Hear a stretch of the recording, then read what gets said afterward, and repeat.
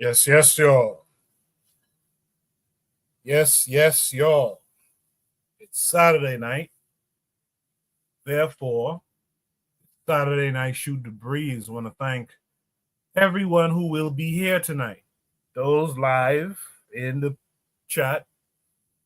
Those of you who will be on the panel. I want to thank everyone who was here last week. Similarly, those who are on the panel, those who are in the chat, thank you for making the show what it was last week. Hopefully, we can make it just as good this week.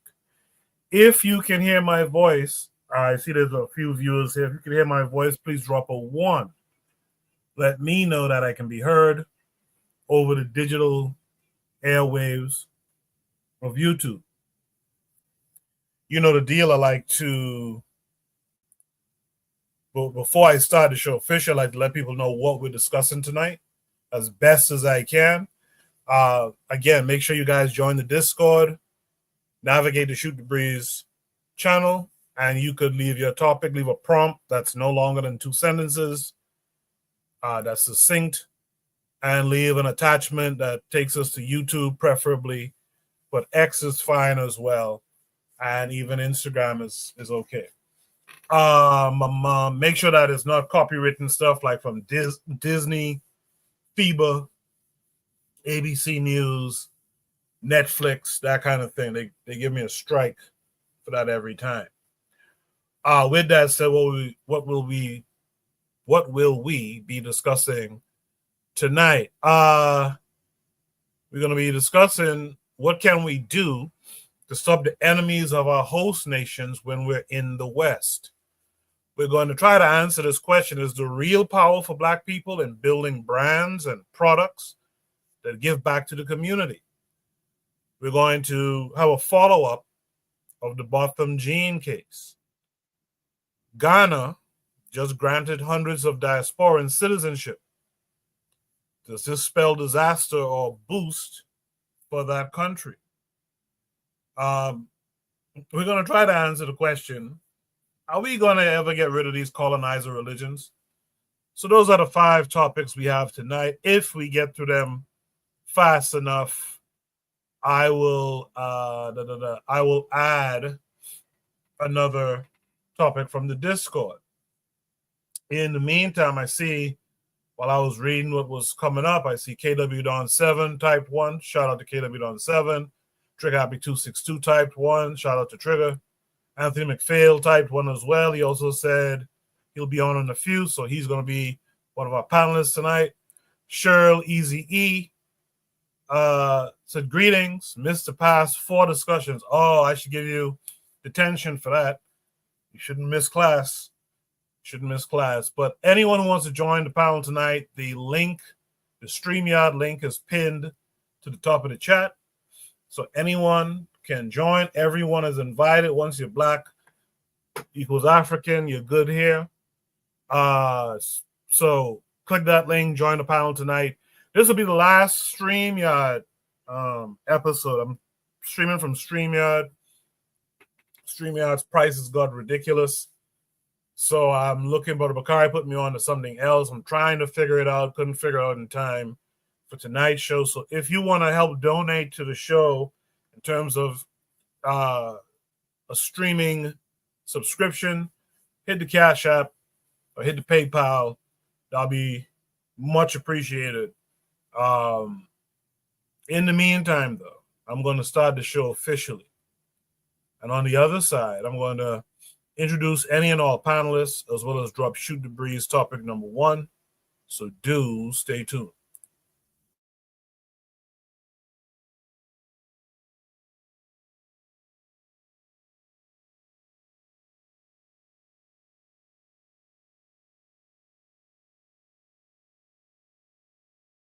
You are listening to the Bitter Medicine Podcast on KWAZ Radio.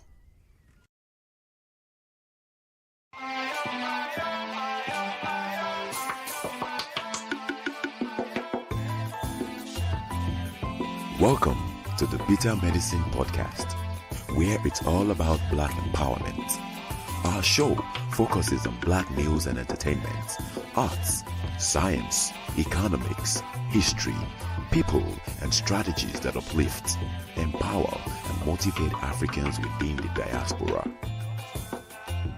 And now your host, whose favorite color is black, Goku.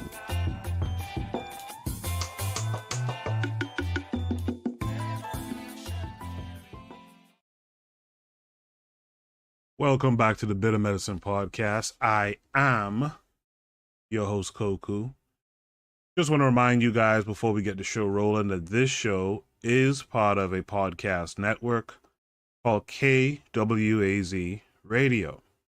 There are other shows on the network you are invited to tune into. This is D Webb with the Harsh Reality Podcast, asking you to tune in where we tackle the news of the day that affects our community, only on KWAZ Radio. Peace, family. This is Oni, inviting you to listen to the Pro-Black Perspective, where black problems are addressed with black solutions. Greetings, fam. Tune in to The Learning Curve with me, the Revolutionary Matron on KWAZ Radio. You are listening to the Bitter Medicine Podcast on KWAZ Radio. Yes, y'all. Also check out Brother Bakari's podcast. Check out Kofi the Black Critic. Check out the Forecast Radio, as well as Realm in the Bush, also on KWAZ Radio. I see a few other people join since I last shouted out, folks. So Lero's out there saying, peace, loved ones. Been a minute. Yes, it has, sis. Thanks for coming through.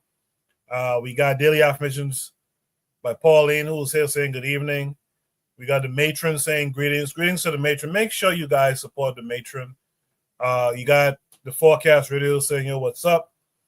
So, have a good little crowd of people out there in the chat so far. Make sure you guys hit the like button for me. Hit the like button. Share the episode on your social media. Let people know who you're hanging out with, where you're hanging out with. People of like mind, of course. Let them know where you're hanging out tonight. Without further ado, let me introduce my panelists so far tonight. I got Black Steel with me. Black Steel, how are you this week? I'm doing good, Koku. How about yourself? I'm hanging in there, man. I can't complain. Thanks for coming right. through. We got Bwana Hagaziki. Bwana, how are you this week?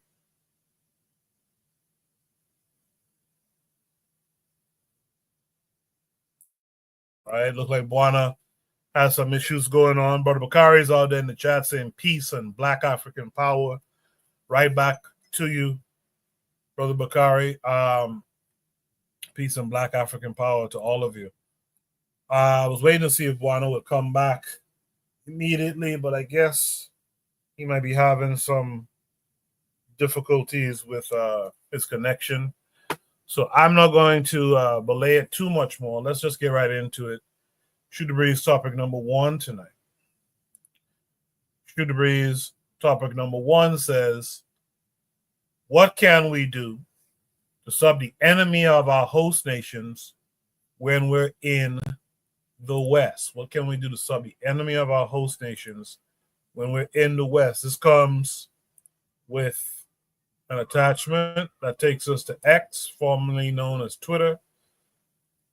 This is a tweet from Ace Smart.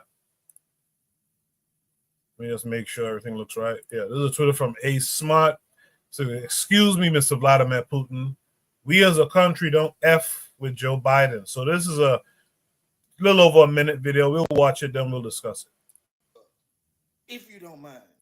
Excuse me, Mr. Vladimir Putin, if you don't mind, give me 2 seconds of your time. We sick of this nigga here. Please don't blow us up behind him. We don't like him. Not even his own side fuck with him. It's clear what he's trying to do. And in honor of us trying to help you out, not get us blowed up, you can blow that motherfucker up. If you don't mind. Just don't blow us up. Call Trump. He about to be in office. Give him 20 more days. Fuck.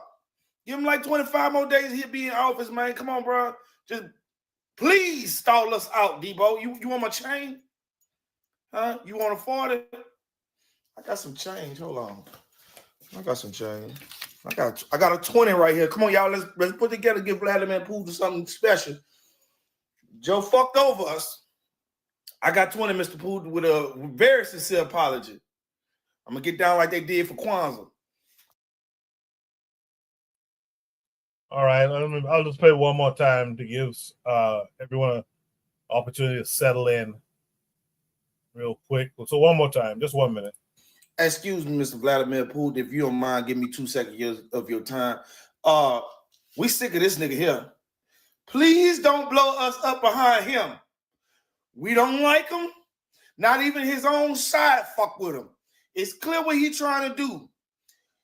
And in honor of us trying to help you out, not get us blowed up, you can blow that motherfucker up if you don't mind.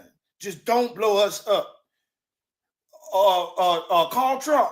He about to be in office. Give him 20 more days. Fuck. Give him like 25 more days. He'll be in office, man. Come on, bro. Just please stall us out, Debo. You want my chain? Huh? You want to afford it? I got some change. Hold on. I got some change. I got a 20 right here. Come on, y'all. Let's put together, give Vladimir Putin something special. Joe fucked over us. I got 20, Mr. Putin, with a very sincere apology. I'm gonna get down like they did for KWAZ. All right, that's an interesting attachment there. Let's see if Buana's cooking right now. Buana, how are you this week?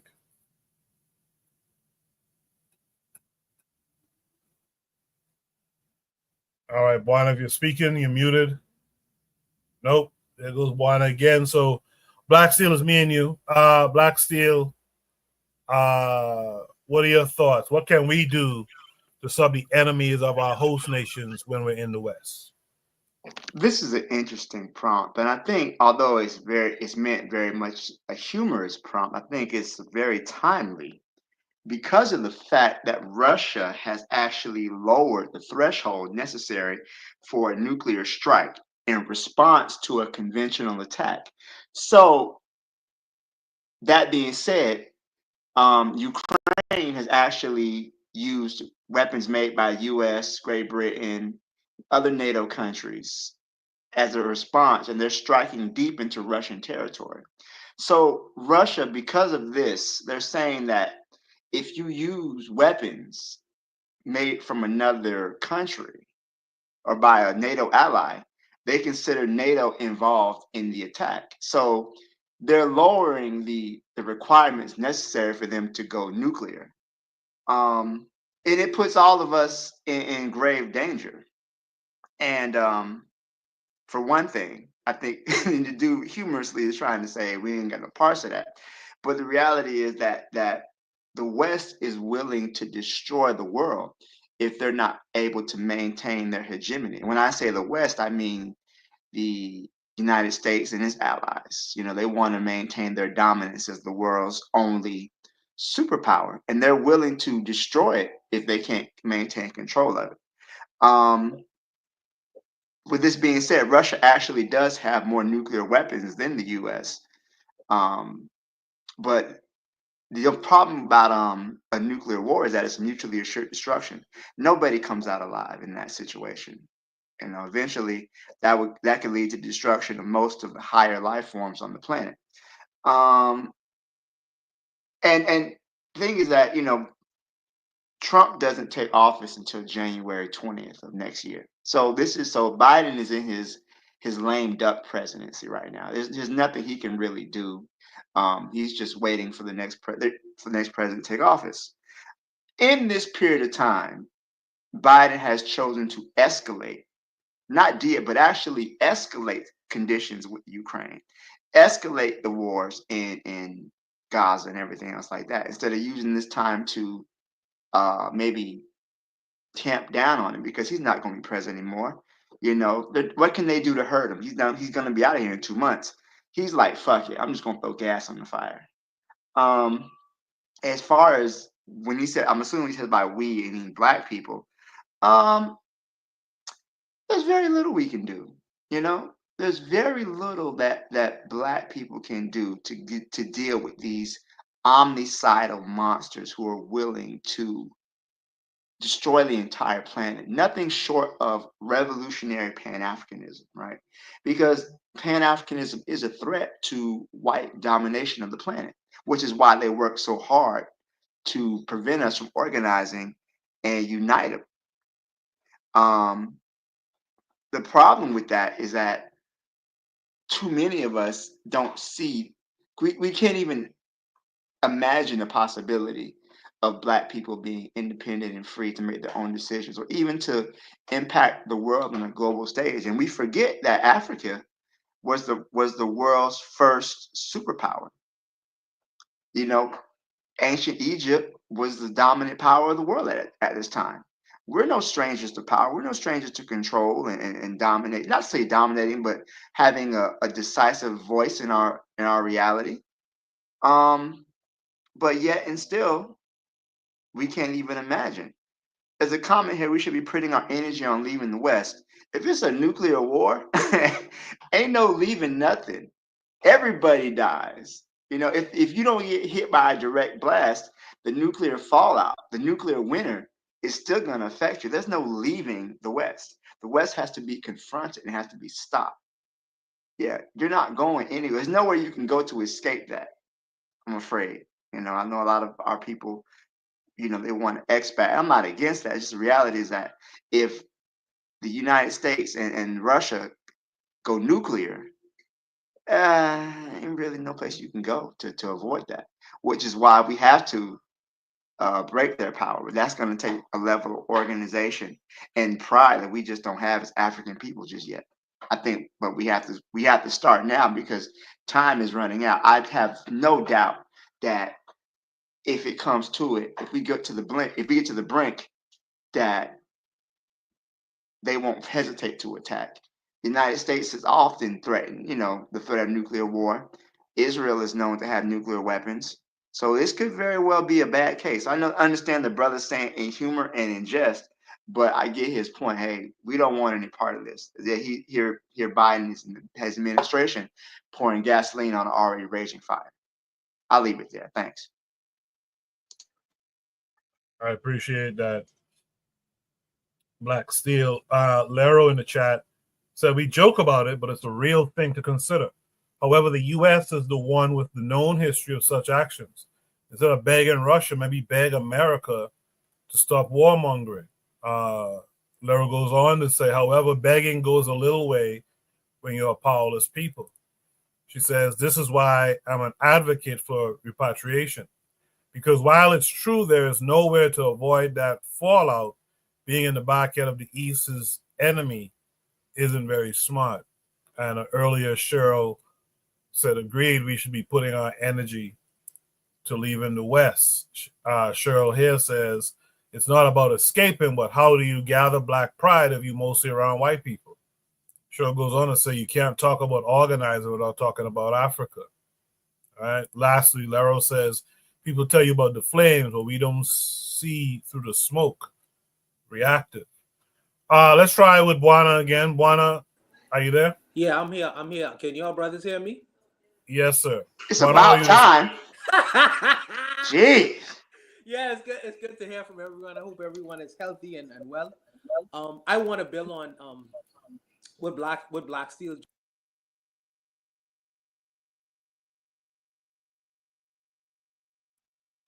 Buana, you cut out? Oh, come on, Buana. You got dial-up internet, man. What's going on? Buana. In the meantime, let me, Buana, fix your situation. We can't hear you.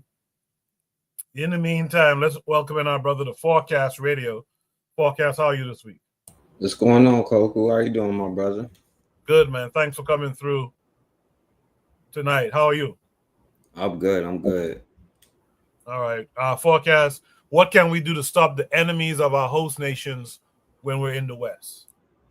All right. So, you know, my answer to this would be, as individuals, you know what I'm saying, you have to find whatever goal it is that you're trying to achieve to get you in a position to where you could be stable for yourself first and foremost, like whether it be making a business or whatever, and then of course fellowship with the people that's already in your lane that's Black around you, you know what I'm saying?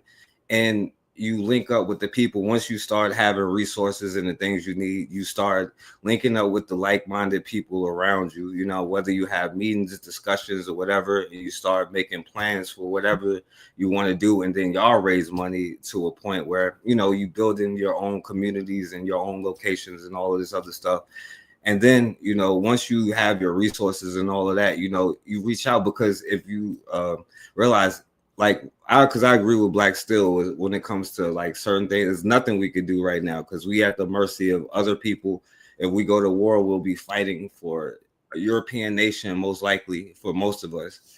And if something happened, like right now, that's why you start from the basics, right? So once you build up the resources and all of that, you start going over there, even if it's individuals or individual groups, where you putting money together to either acquire land or resources that's from the land, and helping the people over there manufacture and get the stuff that's out of the ground, because there's uranium over there too.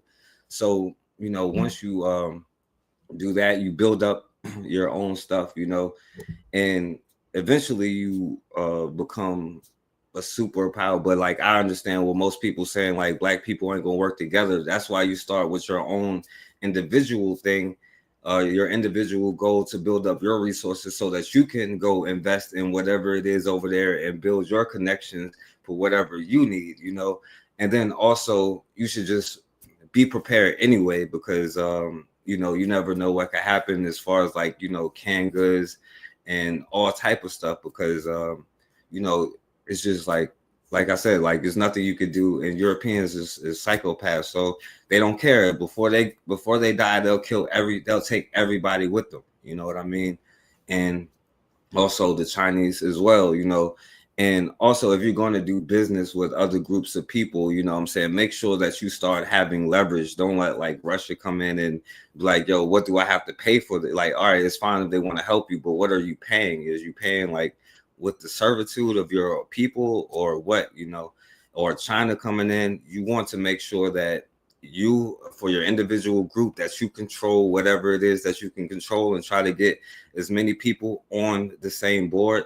And to also do that, you go back to your community and help with the youth and stuff like that. You can't just go out there and telling them stuff. You take them resources that you help build from whatever you're doing, you know what I'm saying, and try to get them and educate them to do the same thing. And so you have more people putting together. So, but yeah, that's all I say. I'll pass the mic. Yeah, appreciate that forecast. What forecast? Forecast is spot on. Forecast is building off of what Black Seal had said too, and some of you in the chat. But forecast talking about organizing, not just being organized in the West, but go back in Africa and organize. And it reminds me, I don't know which one of you posted. I don't know if it was Oni, I don't know if it was Black Seal. Someone posted about 2 weeks ago. I can't remember who it is, if it's Carter G. Woodson who said it. But they said that Africa needs business, what do they call it? Business magnates. Meaning you need powerful business operatives working in the favor of Africa. Forecast said something that, dude, these nuclear weapons that they're building, the key to those nuclear weapons is mostly in Africa, under the dirt. And this is why, again, I'm not trying to knock anyone, but this is why I say Africans on the continent need to really be at the forefront of Pan-Africanism, quite frankly, because you guys have the mineral deposits, you have the mineral richness. You guys really need to get the old shit together.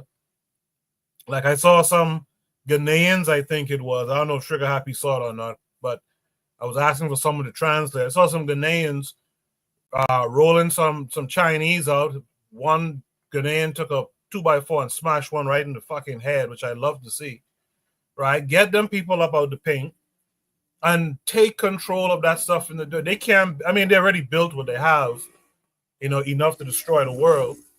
But you can take that shit too and start organizing around science and what have you, and start building some stuff too. And that's the problem that we have. We are just, like I think it was Larry who said it earlier in the chat, we just sitting around waiting for some shit to happen. I like what Brother Bakari said in the chat earlier too. He said, I know the guy in the video, this is Brother Bakari. I know the guy in the video is joking, but we always show our fear of white people publicly. I hate that too. I get it was like tongue in cheek, but like Black Seal said, there's some real seriousness to this too. Trigavi 262 plus in the chat says to stop them, organize, or leave the West. Cheryl said, if you say that there's going to be nuclear fallout and it doesn't matter where you are, why talk about organizing?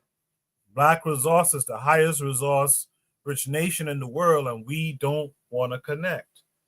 Cheryl later said, exactly, brother. I think she was referring to something I said. Lero says, making moral appeals to power is futile. You can't stop those nations. You can only leverage yourself to counter. Africa supplies the world with their nuclear programs, but have none themselves. That's the craziest part. Now, it sounds like Traore and them are going to change that. Hopefully the people are organizing defenses around him and his people, but it sounds like they're going to try to organize it. That's what we need. Instead of just being reactionary to some shit that's happening. It's like how Thanksgiving is coming up now, right? So-called Thanksgiving. You have the adults table, and then there's the children's table. Like, we are perpetually at the children's table, talking a bunch of nonsense. We have to be better than that. Let's try with Buana. One more again. Buana. Can you hear me, Coco? Yes, sir. I can hear you now. No, I'm good. You was trying to get to me. You was trying to. I thought I heard. Y'all didn't hear what I had to say? No. Wow. Okay, so let me start again. Okay.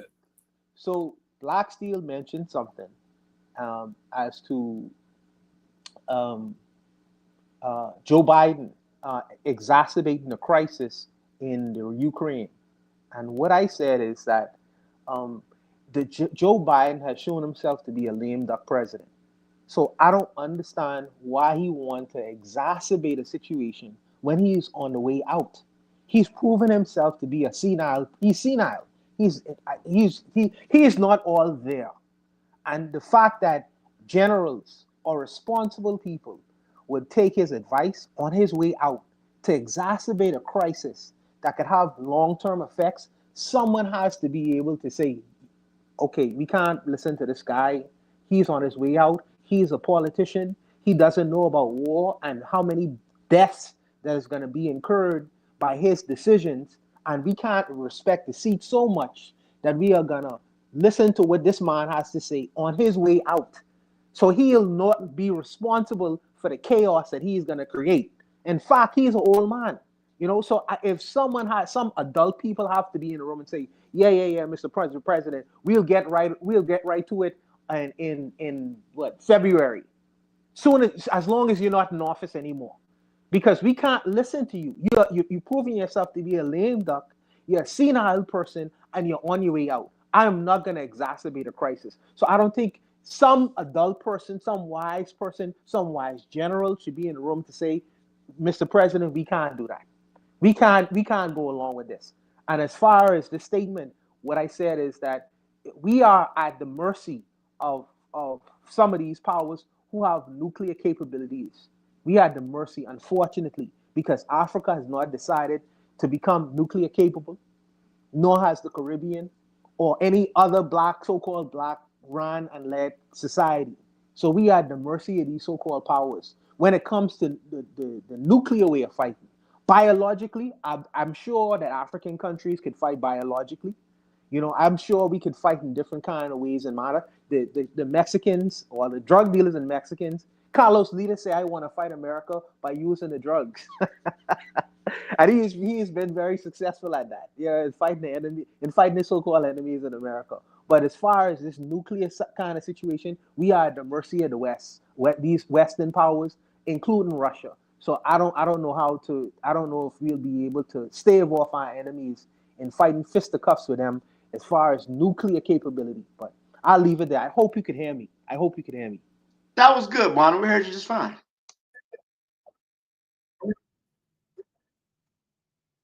Yeah, that was good. I want to say something real quick though about what Juan said when he. All right, let me just hit some Go real ahead. quick. Lero says that we cooperate with Russia, China, there needs to be a tech information exchange, which is why I get down with how the AES deals with these nations compared to some others. Trigger Happy 262 Plus says, yeah, our dealings have to be in getting technology and not an import of culture. Absolutely. Cheryl said the European leader said, if you don't want other nations to bother Africa, get some nukes. Yeah, I saw that, white boy. That was like this past week, I think. And I was surprised he was, well, not surprised. I was more so questioning why would he say that. But he was talking about, yeah, I hope Africa gets nukes. Azuliism is out there. Shout out to Azuliism. He said, this is Candyland. It's Candyland. You can't destroy Candyland. I get the reference. He also says, you done effed up. This Candyland N-word. You can't destroy Candyland. We've been here. There's always going to be a Candyland. Can't no N-word gunfighter kill all the white folks in the world. Spoken like a true Stephen from Django. Spoken like a true Stephen from Django. That's a self-own. Those are rare. He's burned himself. Hilarious. Hey, I can see him crying right now when one of them gets shot. Like, no, Master Calvin. Oh, Calvin. But I want to say something to what Buana said, right? There's only ever been one African nation to actually possess nuclear weapons, and that was apartheid South Africa, right? And South Africa helped Israel develop their nuclear weapons program as well. But there's only nuclear weapons serve as a deterrent because, again, the threat of mutually assured destruction. Just like when Saddam Hussein had biological weapons in Iraq, or when Gaddafi had, biological weapons in Libya. The West was hesitant to invade and overthrow. It wasn't until they got rid of those weapons that they invaded those countries. They overthrew them. So I do agree that nuclear weapons, biological weapons, they do act as a deterrent to the Western powers. So in the event of like an invasion or whatnot, so far they've been content with their neocolonialism and their sanctions. But again, and I say you can't run away from it, because the idea is that I'm about confronting, right? I believe that the European and the Western powers have proven themselves unfit to dominate the planet, right? They're unfit to rule. And their rule is driving all life on this planet to the brink of extinction. So I don't believe that, and anybody who wants to expatriate, more power to you.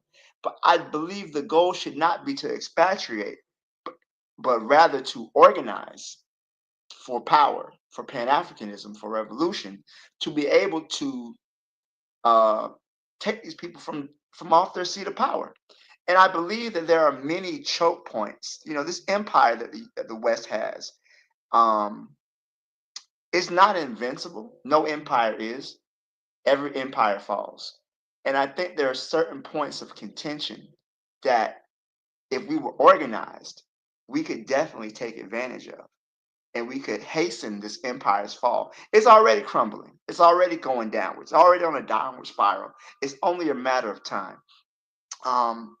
Again, the West wants to have full spectrum dominance: land, sea, air, space, everything. And any nation that could be a threat to that dominance is an enemy. The United States wants to attack China. They want to go to war with China by the year 2030. That is in their planning. Right, so there's going to be a pivot to Asia. There's going to be less focus on the Middle East and more focus on Asia. That is the whole reason for the attack in Ukraine, because they see Russia as a threat to global dominance as well. If they can bog Russia down in Ukraine, similar to how the U.S. was bogged down in Afghanistan, or how they were bogged down in Iraq, or even the Soviets were bogged down in Afghanistan as well during the 1970s and 80s. That's the idea, to get Russia bogged down in Ukraine. So that way, when they make a move against China, China will be cut off. But in reality, this attack on Ukraine has actually brought China and Russia closer together as allies, which makes the U.S. Puts them in a more precarious position. They're isolating their allies, for one, and through various reasons. Is definitely something that as we have to pay attention to. And Black people, at least especially not in the United States, because we're such a minority here, but we have a lot of support internationally that can be used to help hasten the demise of this system that we have in it. So I'll leave it there. Appreciate that, Black Seal. Laro in the chat says we must take our scientific and military development seriously. It must be hand in hand, even. AI controlled drones, 5G warfare is coming to our future, and many of our people can't put food on the table. She goes on to say there won't be any Black power in the U.S. If people think Black people are going to organize to take down the U.S., I got a bridge to sell you. No disrespect. Logically, it's unrealistic. Trigger Happy 262 says the constant battle between Russia and the rest of Europe is the battle for Europe, with Ukraine as the battleground to disrupting any sort of Russian military border. Cheryl says you need access to serious Pan-Africanness on the continent to have power of influence over the generations. Once a generation, I guess, emerges that aren't obsessed with European and Arab religion, we will win. We'll talk about these Abrahamic religions tonight as well. Lastly, Laro says white nationalists spend the greater part of the year comparing Black folks to Hamas. Were you ready for that treatment? Great question. It's coming whether we're ready or not, though. It's, you know what, that's a good point, because we always talk about what's going on overseas, but there's such a thing as imperial blowback, meaning that what happens out there in the empire eventually comes back home. That's what Malcolm X said when he said chickens coming home to roost. The violence America had overseas came back as a boomerang and killed its president. So that's a really good point, what Laro said. I wish she'd come up. We need more sisters on board the panel. Hint, hint, wink, wink. Hint, hint, wink, wink. I appreciate that. Any other last thoughts from the panelists here? Yeah, I'll say this. Okay, go ahead.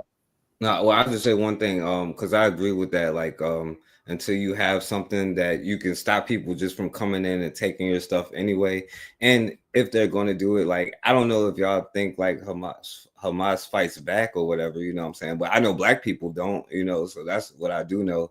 And like, as far as like nuclear bomb, and like, as far as us being afraid of it, I don't think that we'll ever be ready until we not only not be afraid of it, but consider maybe even using it ourselves. But I ain't, you know, but I'll leave it at that. So thank you for that forecast. In the chat, Cheryl agrees. She says Laro makes a good point. Trigger Happy 262 Plus says Black people in America still believe in an American project. In all forms of people activity, Black people are losing. You can go from dating to politics. You don't win in another man's country. Ain't that the truth? Laro says, plus honestly, when we talk about nuclear war, Israel seems more likely to first drop a nuke. That was a real good discussion. I really appreciated that from the panelists as well as the chat. Let's keep that energy going for the rest of the night if we can. Let's go to Shoot a Breeze topic number 2. Shoot a Breeze topic number 2 says, is the real power for Black people in building brands and products that give back to the community? This came with a link that takes us to Instagram, and we're going to hear from Master P. I'll play the video at least once, maybe twice, and then we'll discuss it. We have to deprogram our mindset and stop hating on. But I'm out of the music industry because Ain't no money in the music industry. And I know people might get mad and trip, but I'm just saying, y'all know it's a lot of things that we used to do. It ain't no money, and you know it done tapped out. They trying to figure out how to make money off of streams. When Snoop put a post up, said, man, I sold 1 billion streams. I only made this little money. Where the millions at? We knew where our money from because we had tangible goods. And that's why I got into the product game. We could actually have tangible goods. I told people all the time, product outweighs talent. Product gonna be around when we not here. Michael Jordan is still successful because of the shoes, not because him shooting balls into the hoop. That been over. Father Time did that. But guess what? Look at the business he was able to create. African-American owned. So people laugh at me, say, well, Pete, why you came up with cereal? We're the #1 consumer of cereal. Go look and see how much those big companies make off of us. And then people tell me, oh, well, you got sugar in the cereal. They've been having sugar in their cereal for 100 years. So you wouldn't want me to build a brand and a company and put money back into our community, educate our people, give our people opportunities and jobs, but y'all gonna let them do it? That's like somebody saying, don't make Snickers. If we make a Snicker, oh man, the black man got a Snicker with sugar. That was the Snicker been had. What you want me to make? A sugar-free Snicker? We have to deprogram our mindset and stop hating on. But I'm out of the music industry because ain't no money in the music industry. And I know people might get mad and trip, but I'm just saying, y'all know it's a lot of things that we used to do. It ain't no money, and you know it done tapped out. They trying to figure out how to make money off of streams. When Snoop put a post up, said, man, I sold 1 billion streams. I only made this little money. Where the millions at? We knew where our money from because we had tangible goods. And that's why I got into the product game. We could actually have tangible goods. I told people all the time, product outweighs talent. Product gonna be around when we not here. Michael Jordan is still successful because of the shoes, not because him shooting balls into the hoop. That been over. Father Time did that. But guess what? Look at the business he was able to create. African-American owned. So people laugh at me, say, well, Pete, why you came up with cereal? We're the #1 consumer of cereal. Go look and see how much those big companies make off of us. And then people tell me, oh, well, you got sugar in the cereal. They've been having sugar in their cereal for 100 years. So you wouldn't want me to build a brand and a company and put money back into our community, educate our people, give our people opportunities and jobs, but y'all gonna let them do it? That's like somebody saying, don't make Snickers. If we make a Snicker, oh man, the black man got a Snicker with sugar. That was the Snicker been had. What you want me to make? A sugar-free Snicker?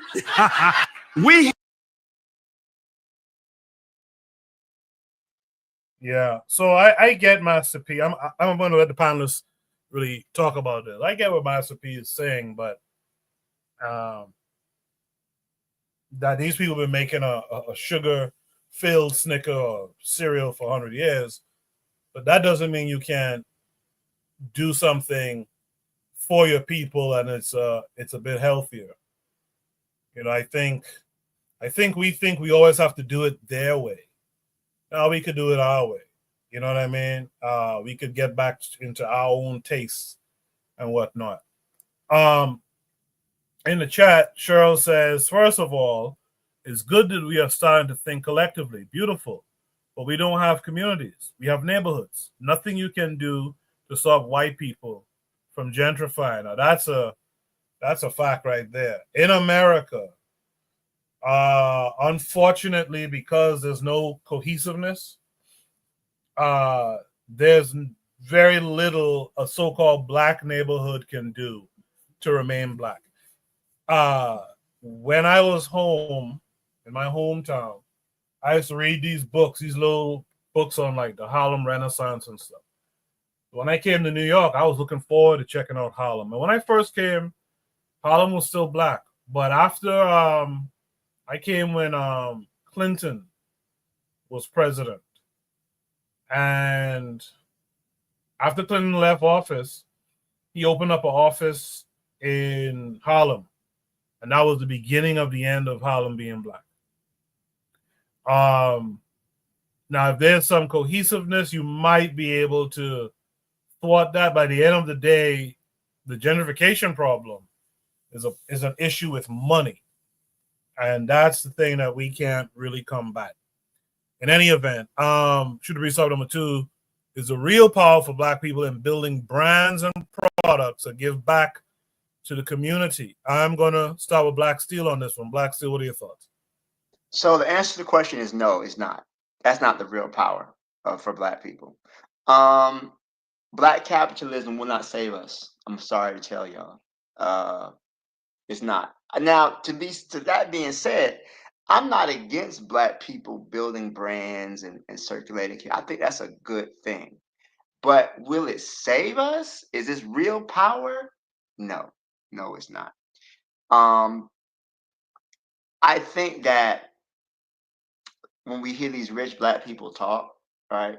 He's talking about making money for the community and whatnot. Master P he's a businessman. What he said about the music industry not making money anymore, that's very true. And many artists, the only way they really make money is if they go on tour. If they have to go on tour, go on concert, and that's how they really make their money. But their album sales, they don't really move the needle. Many of our famous artists died broke. They didn't have any money. I know even rappers like Tupac and Notorious B.I.G. were broke when they passed away. They didn't have any money. But I do think that using the Black dollar, circulate in the community, that's a good thing. But I also don't think that it's going to lead to power, because again, we're, like someone mentioned, we're still in America, and any type of Black advancement, usually is met with a white Black backlash. We don't control the means of distribution. We don't control the means of production like that. So although it's good, I don't think it's a bad thing, but I don't think that amassing capital, amassing fiat is the solution to our lack of power. I think more of it could be built in organization. Yeah, but I think that, in my opinion, Black capitalism is not going to save us. I don't think that I don't think that one particular thing is going to save Black folks. This is one of the only really, in terms of bones of contentions. Can I be heard? Can somebody hear me? I hope somebody can hear me. Anyway, I can hear you. Okay. So in terms of one of the bones of contentions, me and Black Steel has, we have an economic one. We really disagree very few times on very few subjects, but this is one of the things we kind of like part companies with, because I think that economic power is something that can be helpful to Black Americans, and not only the Black Americans but the Black world. There's something to be said when you're in a capitalist country and to suggest that economics can't help you and not save you completely, because there's other shortfalls that we have. That's why I'm not into the reparations argument, because the reparations argument is solely built on a check. That's not going to rescue the minds of Black folks only. It'll be helpful, but it won't solve the crisis that the Black world is currently under. So on that particular instance, we agree. We agree on that. However, I think that economic power is something to be dialogued and discussed about, because we've been denied the economics, not only of America, which is a capitalist country, but everywhere else in the world. Money is one of our biggest issues, and these are topics you must confront. I think that Master P is ahead of his time, though, just as Garvey was, unfortunately, because his mindset and the thinking. I appreciate men like Master P, because Black Steel referred to him as a wealthy man, but he wasn't always wealthy. There was something that he did in between that get him from point A to point B. And this is something I feel that the Black community does not like to discuss in dialogue. Business, money, working together, supporting our businesses. One of the things Black Steel says that he is within America, and I think that's a problem when it comes to his capitalistic argument, because he said we don't control the means of production. Well, you know what?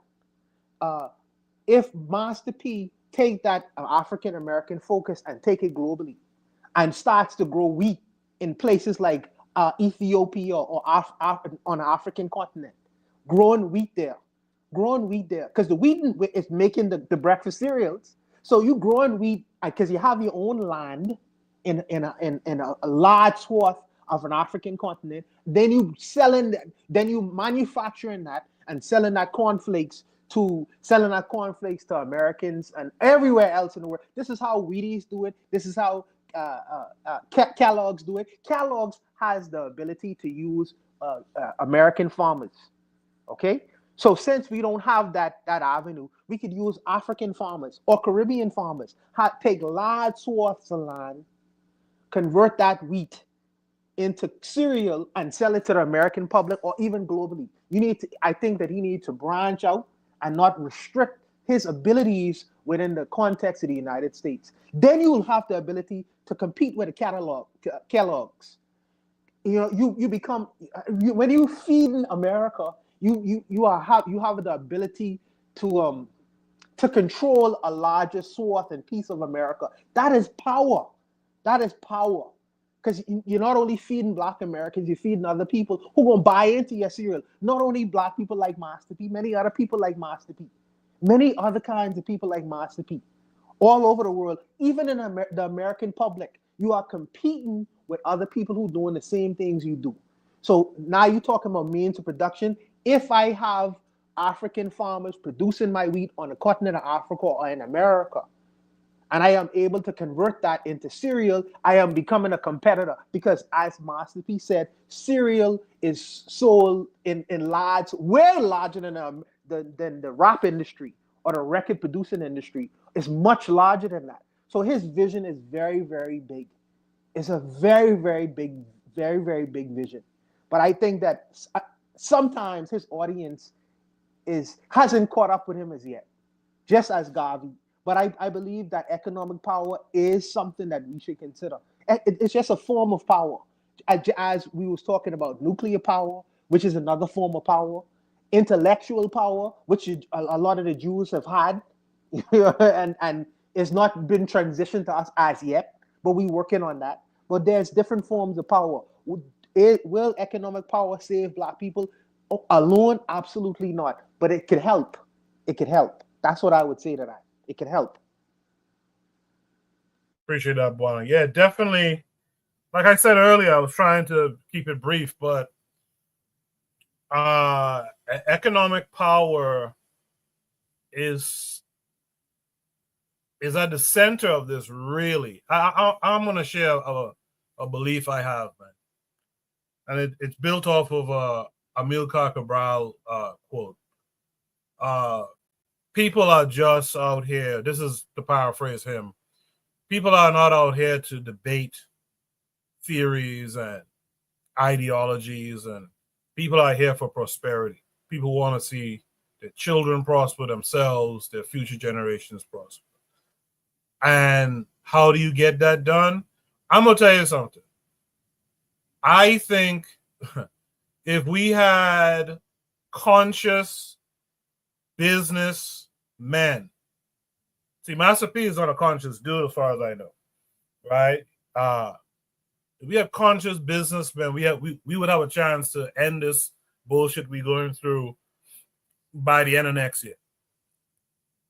The problem is we don't have that. The reality of it is you want to get the average person on board and organized and stuff, give them a job.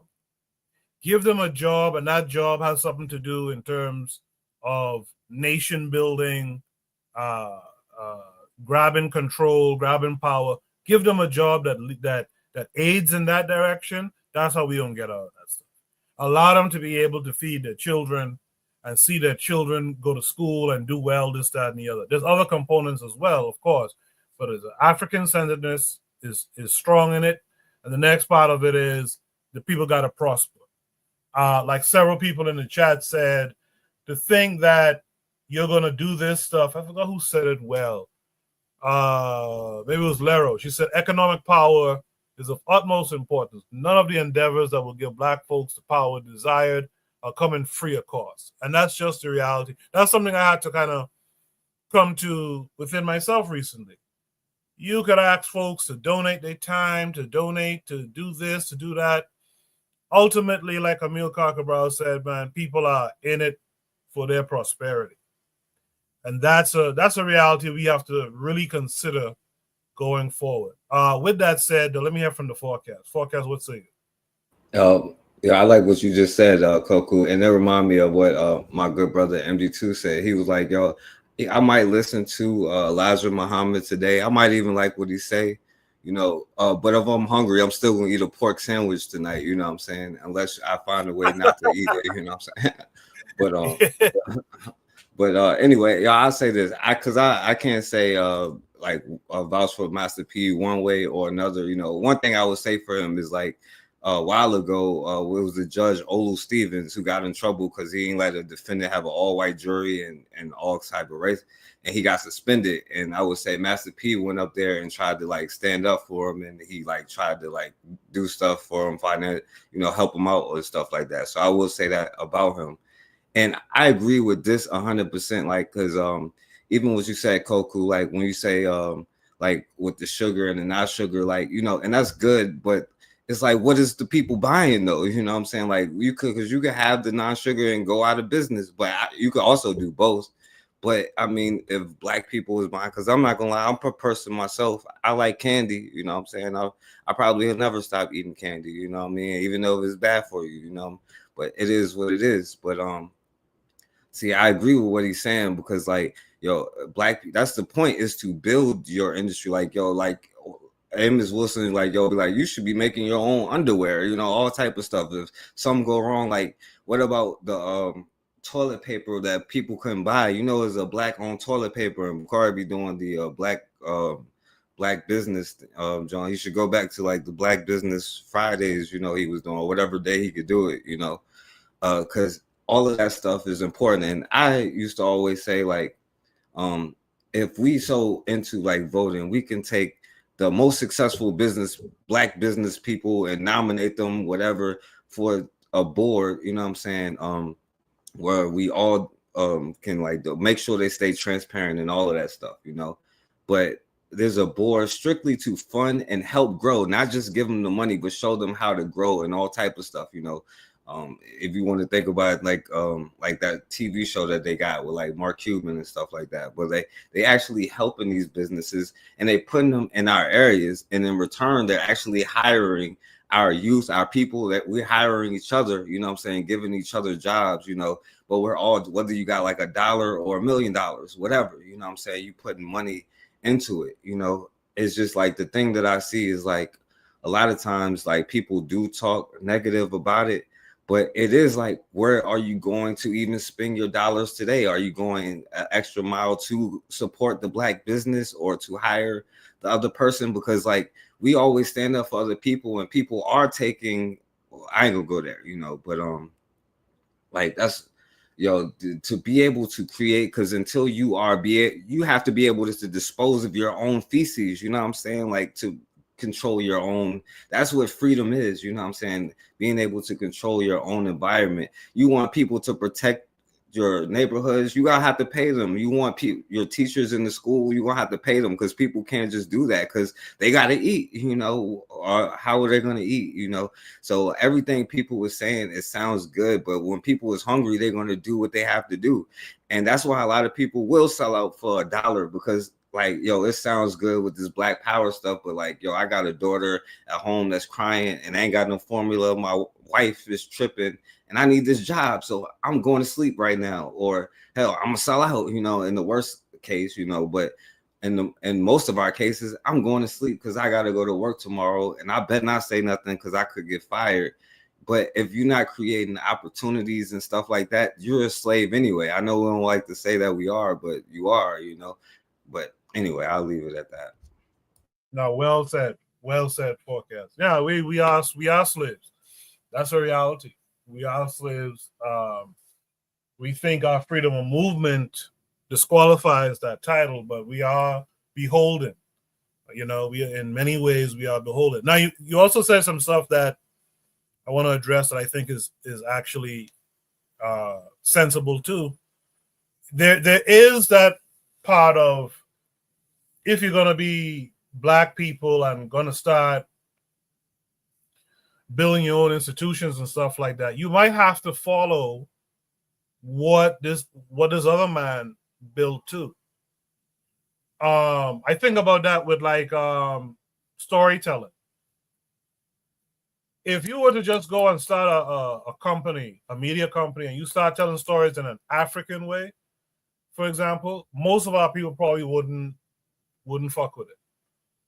They're too used to what this other man has been putting out for the last 100 and something years. And so we would have to follow that in the beginning and then wean ourselves off of it. Same thing with Master P talking about the Snickers or the cereal. You might have to make it the way that folks are making it, get your foot in the door, and then try to change it eventually once we start to establish black ownership. So that I'll grant you that for sure. When Buana talked about Master P, and again, I'm not trying to diss Master P. I'm sure he has a consciousness, but it might not be an African-centered one. And what I mean is this. When Buana was talking about Master P, the next step would be to go and buy the land in Africa or the Caribbean and grow the wheat, blah, blah, blah.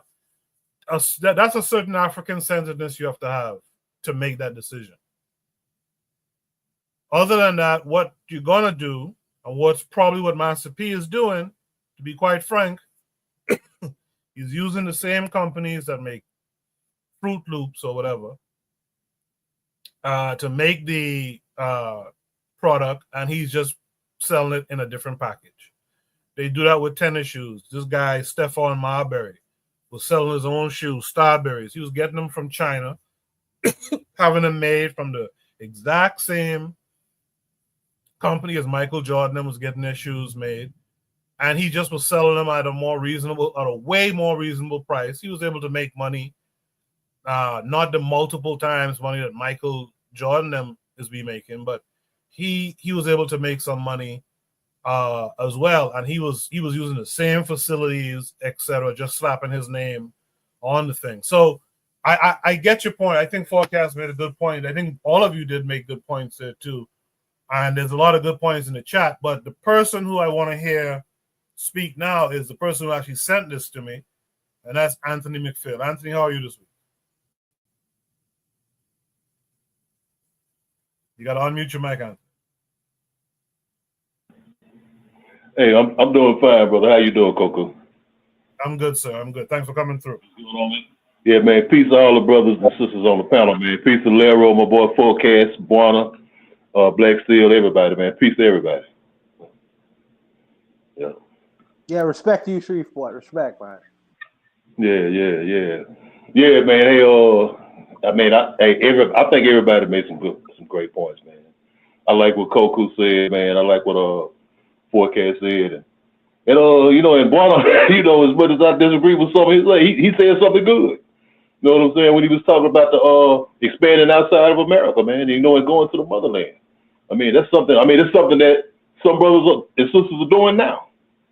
You know what I mean? I've ran across a number of brothers and sisters who doing their thing over there. You remember Akon used to talk about that. Hey man, do what you do good over here, but go to Africa and do it. You know what I'm saying? Go there and build up, man. But yeah, I mean, I pretty much don't have no disagreement with anybody, man.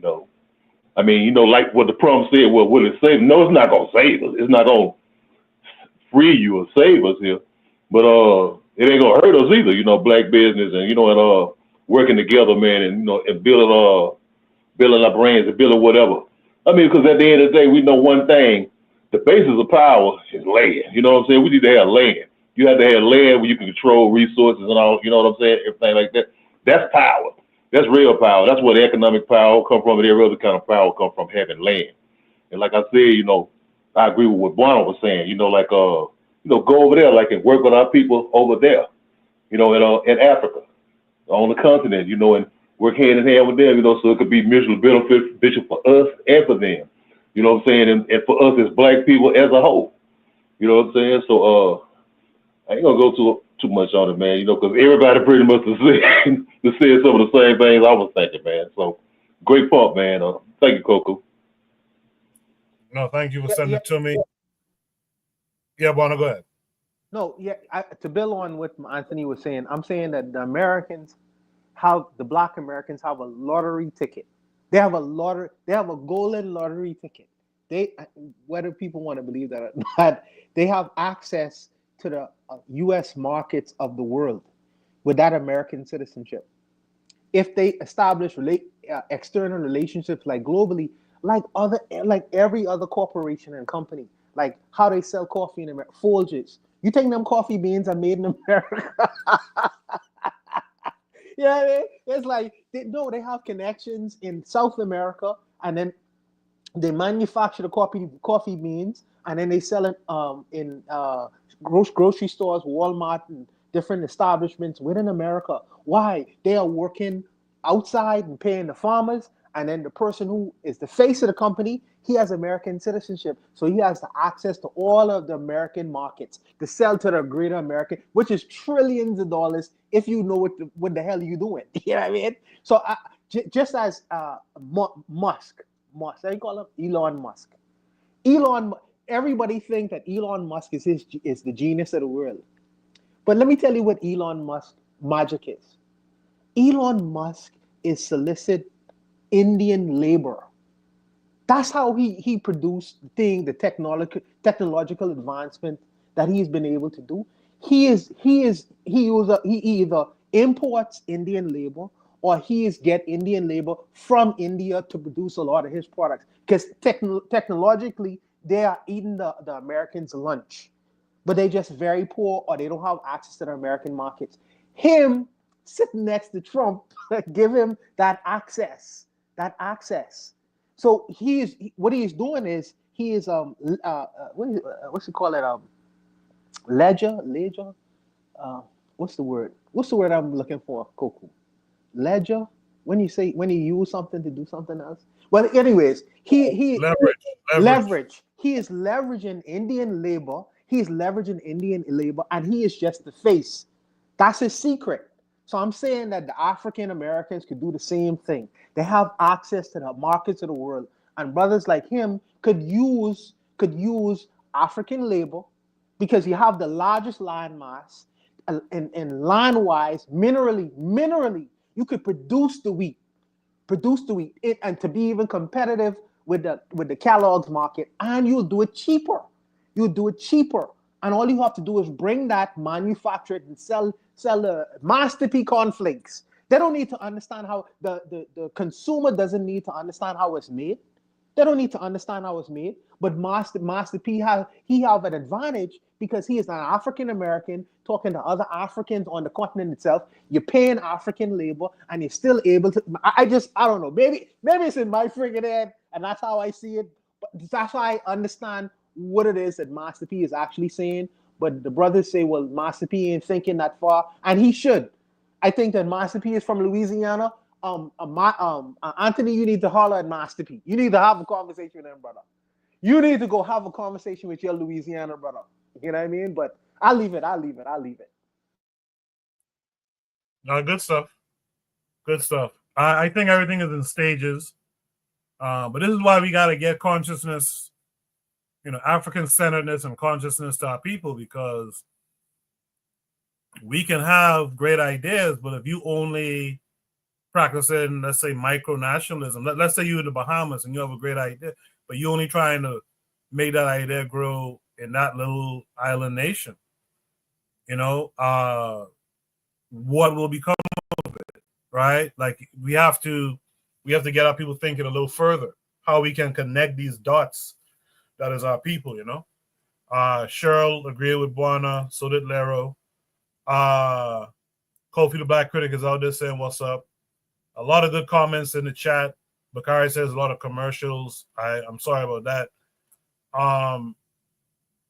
Trigger asks, how would the American passport be valuable if someone is Pan-Africanist trying to divest from America? I think that's more or less about stages of what you're doing. I think there's some advantages of having access to the U.S., if you're working the advantages well, and then there's advantages to not having to deal with the U.S. ever again. Is there any last thoughts on this prompt here? Let me just say one thing real quick, right? To make it really quick. I'm not against the left, black people making money, right? But we have to understand the true nature of the economic system we live in, which is capitalism. And capitalism does not create wealth, it concentrates wealth. So that way you'll have a person hoarding most of the money, and many people are without it. I am in favor of a more equitable distribution of resources. That way it'll truly benefit the community, which is why I said that I don't believe that Black capitalism is a source of relief for us.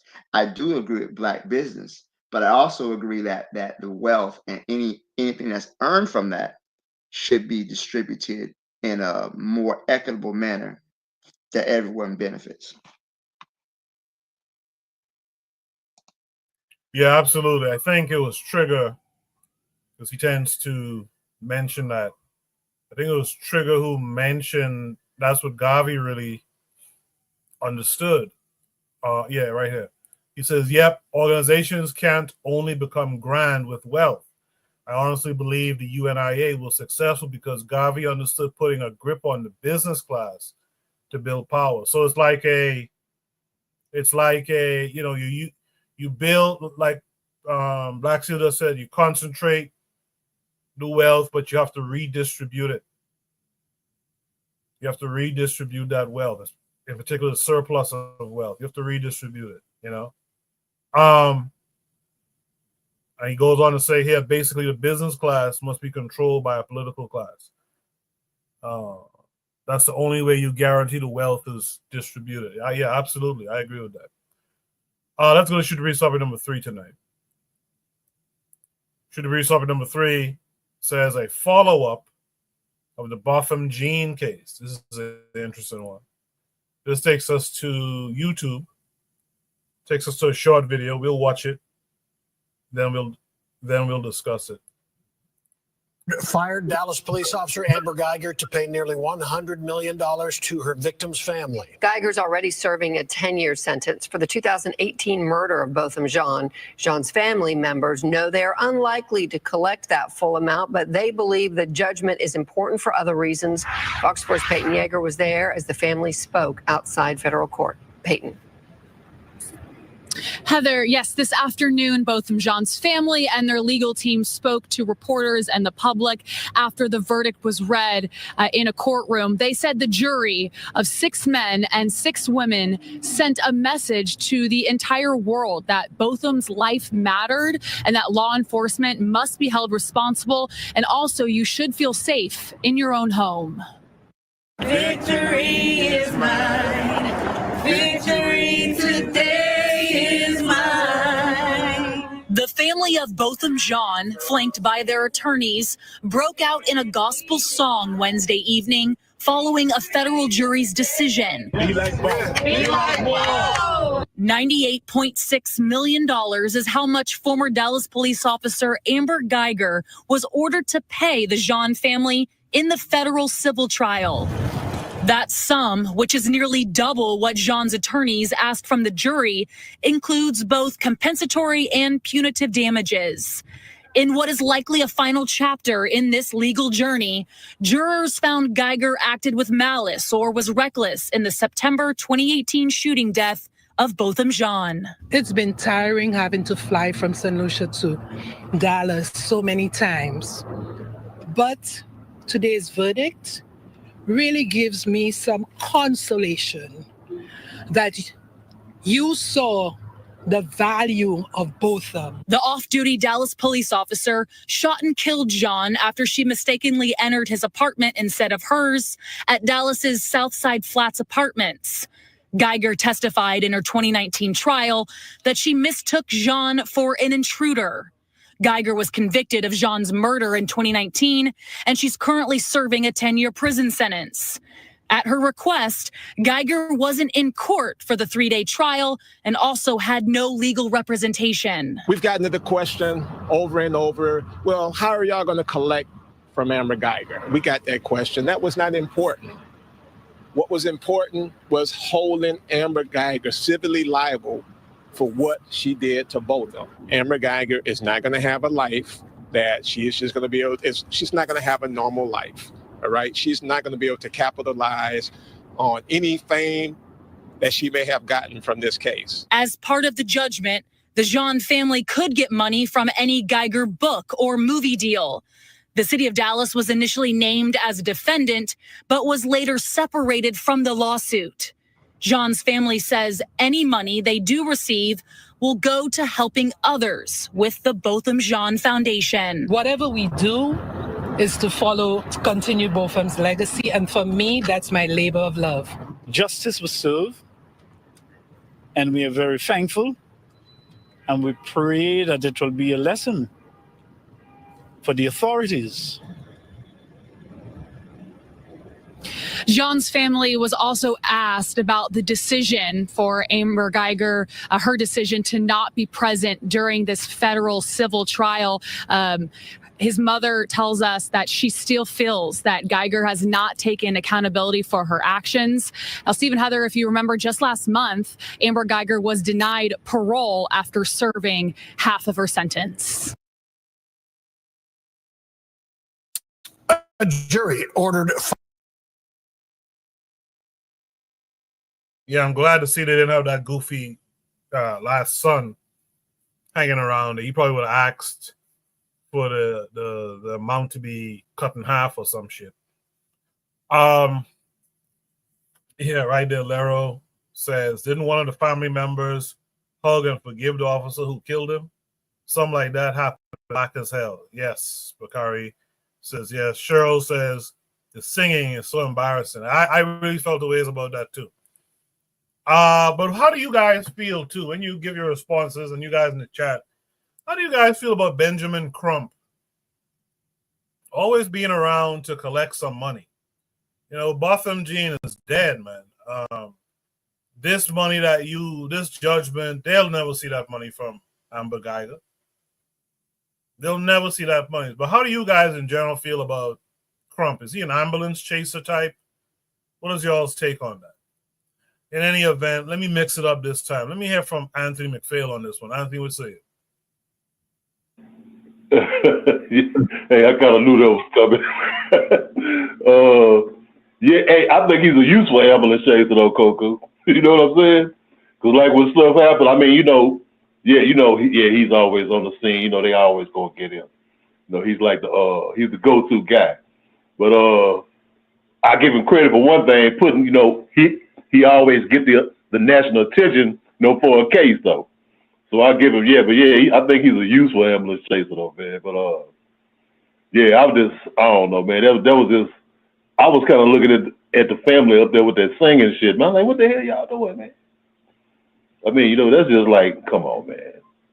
You know what I mean? I still think they should have gave her at least 20 years, man. 25 years. You done took a man's life, somebody on accident and all this old bullshit. I mean, no, man, I don't know, man. I kind of just, I'm like you too, man. I'm glad they didn't have that old goofy ass son there, man. I'll leave it at that, man. For real. Can I have a hug? Man, get your dumb. Someone should have snatched him and hit him a couple of cuffs, heading stage left when he did that dumb shit, man. Come on, kid. Forecast, what's it? I mean, I'm surprised he didn't come out like, yo, we got that lynch mob, like old boy. I don't know what's worse. Y'all can tell me what's worse. I ain't hear the singing because I walked away for a second. So they was singing in this? Yeah, they were singing. Oh, damn. I don't know what to say. I can't say really too much about that. Another dude that you should look up is a dude named Lee Merritt. He's also on probably more than Benjamin Crump. Yes, he is. Yep. Yeah, I know Lee Merritt. Yep. He used to be in I used to talk about all of these type of stuff, and he used to be in damn near every one of them. And I'm like, how you solve the case and then on to the next one before the last one is solved, you know. But I don't know, you know, I can't really say too much about this one. I'll pass the mic. Yes, sir. I appreciate that. Black Steel, a follow-up to the Botham Jean case. What do you feel about it? Man, that singing was cringing. It was cringy, boy. I mean, I got some secondhand embarrassment them singing "Victory Is Mine" over a symbolic court case that they're never gonna collect on. That was ugh. But it's interesting. Why did they remove the city of Dallas from the lawsuit? The city of Dallas got the money to pay. They had the money. Why remove them? I thought that too. Go ahead. That was so weird to me. But you know, I'm not gonna go in on these people too hard because they lost a loved one. They lost a family member. They lost somebody they loved and they cared about through a senseless act of violence. And I believe the only reason she got convicted is because it was just so egregious. Had she been on duty, she probably might not have been convicted. But the fact that it was just so egregious what she did. It was, you know, usually the cops get off from stuff like this, but she was so out of pocket. They say, look, we gotta give her something. You know, we can't just let her get off scot free. Some gotta happen. You know, so they gave her these little 10 years, whatever. She probably should have got more, but again, this is America. But yeah, the fact that they got this monetary victory, they're probably never gonna see. At the end of the day, their loved one is still dead. There's no amount of money that could ever bring back the person they love.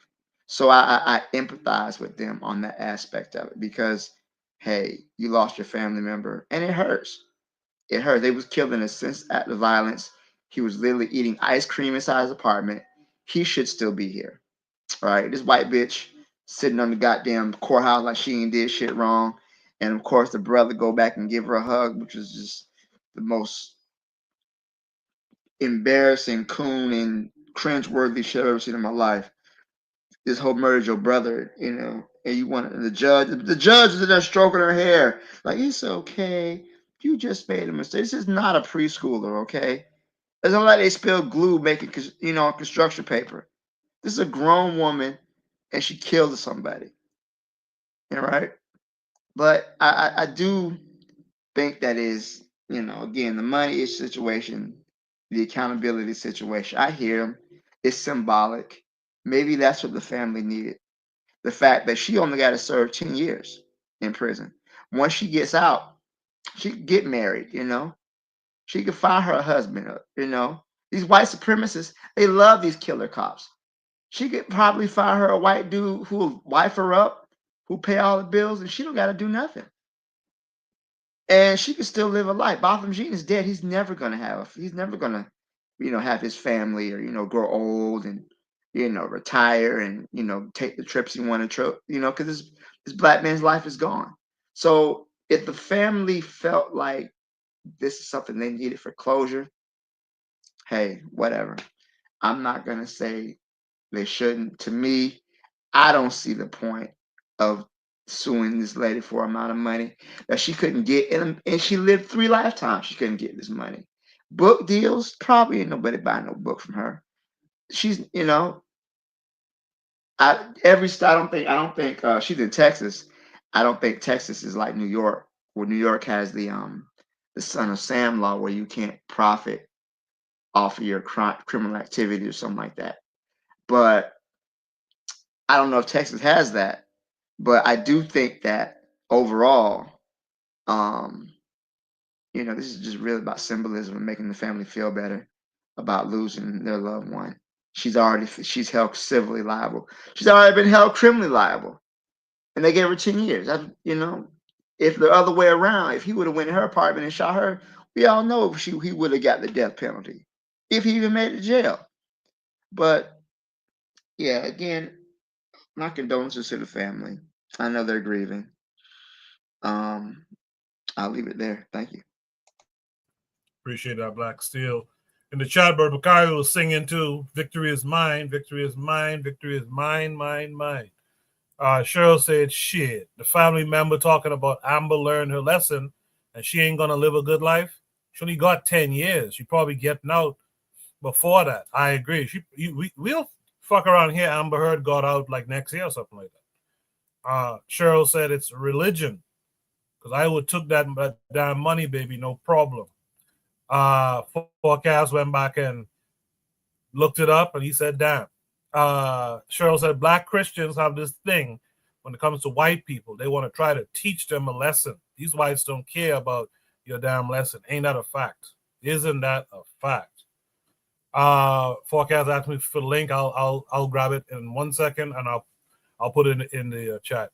Cheryl said the hug is a show of weakness, a weakness that white people constantly exploit. With that said, Bonnie, you heard everything everyone else had to say.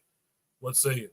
Yes, sir. So for me, Koku, I don't attack the black Christians because they are our people, and despite the fact that some of the things that they do is extremely questionable, I leave them alone.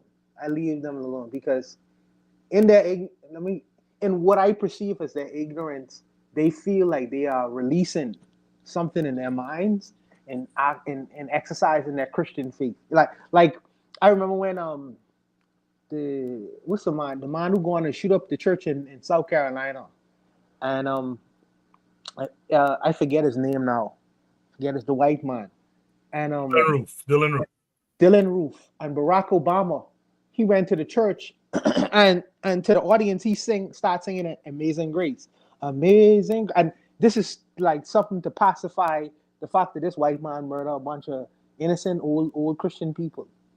So I am slow. Yeah, I understand it, because all of us come from backgrounds where we have the mothers and the grandmothers and all this other things. So I am slow because I understand they have not reached the point of understanding. They may not have of where we reached to as yet, or they choose to handle it differently. Like how me and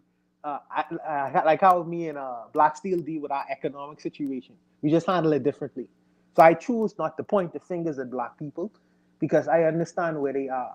Shout out to the father, though. This is one of the things that I actually saw where the father had an opportunity to speak on behalf of his son.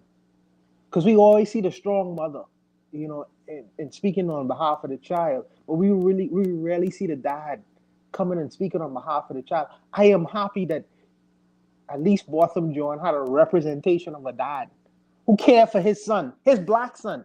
We are responsible fathers. So that is said in the message as well. But let me say this.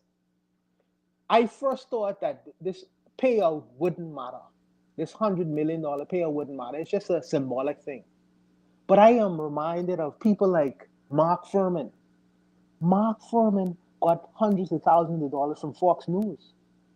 Hundreds of thousands of dollars from Fox News after he was doing his devilishment in that O.J. Simpson case. They use people like this because they know that it inflamed the audience, the black audience, and their white audience love these kinds of people. They put a twist to it. So they'll pay Mark Furman hundreds of thousands of dollars as if he is the voice of policing in America, the rightful policing in America. And they know full well who Mark Furman is. They did it to Zimmerman as well. Zimmerman make a lot of money, White supremacists send that man all kind of money, for what the shit he going to do in Florida. So yes, at first I thought it was just symbolic, but we don't want these devils profiting from the death and murder of young black kids. So yes, if they make $1, if they get any kind of paycheck, I want it to go to be able to go to Botham Jean's mother to be able to do what she needs to do with that money. Because Fox knows these devils will pay them. They will pay them just to stick in the faces of black people to say, here, this is what she gonna do, but we gonna propagate her and make her the voice of policing in America. Or white woman policing. You know how these devils behave. Yeah, you know how they behave. So I don't mind this ruling. So whether she make $1 or $100,000, it'll go to Botham Jean's mom and dad, to do with it when they wish. So I respect this ruling, even though it's not necessarily the outcome that we want. She wouldn't be able to. Her dollars wouldn't go into her pockets. They'll go into the pockets of the family members of the people who she victimized. So that's what I think about this particular incident. But I'll leave it there, Coco. Any other thoughts? Chad, any other thoughts to this prompt? Panelists, is there any last thoughts on this prompt? In the chat, Cheryl says, this situation shows that collectively, we're not ready for power. We're not ready to leave white nations. I appreciate that comment, Cheryl, and all the comments so far tonight. Since there's no more comments from the panelists, let me go to Shoot the Breeze topic number 4 tonight. Shoot the Breeze topic number 4. Shoot the Breeze topic number 4 says, Ghana just granted hundreds of diasporan citizenship. Does this spell disaster or a boost for the country? This came with a link that's going to take us to YouTube. We will watch the video as always, and then we'll comment on it. Unfolded on Tuesday, November 19, 2024, as Ghana made a powerful statement of unity and restoration by granting citizenship to 524 African diaspora members in a groundbreaking ceremony at the Accra International Conference Center. The atmosphere was electric as the recipients, hailing from various parts of the globe, were formally welcomed into the Ghanaian family. What does this moment mean for the future of African identity and diaspora relations? This historic event marked the third such initiative under President Nana Addo Dankwa Akufo-Addo's administration, reflecting Ghana's ongoing commitment to strengthening the bond between the continent and its global diaspora. President Akufo-Addo, a vocal advocate of Pan-Africanism, underscored the gravity of the occasion in his address, poignantly stating, "Your ancestors left these shores in circumstances that were tragic and inhumane. Today, we embrace you as our own, as fellow citizens of this nation and as part of the Ghanaian family." How often do we get to witness such a profound reclamation of identity on a global stage? The president reminded attendees that Ghanaian citizenship represents more than a legal designation. It signifies an invitation to embody the nation's core values: respect, equity, and peace. These principles define us as a people, he declared. Today we embrace you as our own, as fellow citizens of this nation, as brothers and sisters, and as part of the Ghanaian family. And today, as we grant you citizenship, we welcome you not just as visitors, but as Ghanaians, fully and forever. This ceremony is part of an ambitious narrative that Ghana began shaping during the Year of Return in 2019, which commemorated 400 years since the first enslaved Africans were transported to the Americas. The initiative was a catalyst for renewed global conversations about the diaspora's role in Africa's development, attracting thousands of visitors and laying the foundation for transformative connections. Can Ghana's example inspire other African nations to embrace their diaspora in equally meaningful ways? Words really cannot express the feeling right now, because what drew me here to Ghana is something even higher than my understanding, because everything just happened, everything fell in place, and right now I am so excited. And this means a lot to me. It's like my citizenship as an African has been restored. President Akufo-Addo expressed optimism about the contributions these new citizens could bring to Ghana. From expertise in technology and healthcare to innovations in education and the arts, their diverse skills and global experiences are poised to fuel national development. Your presence enriches us and drives our growth, the president noted. With such high expectations, what structures are in place to ensure these contributions are effectively harnessed?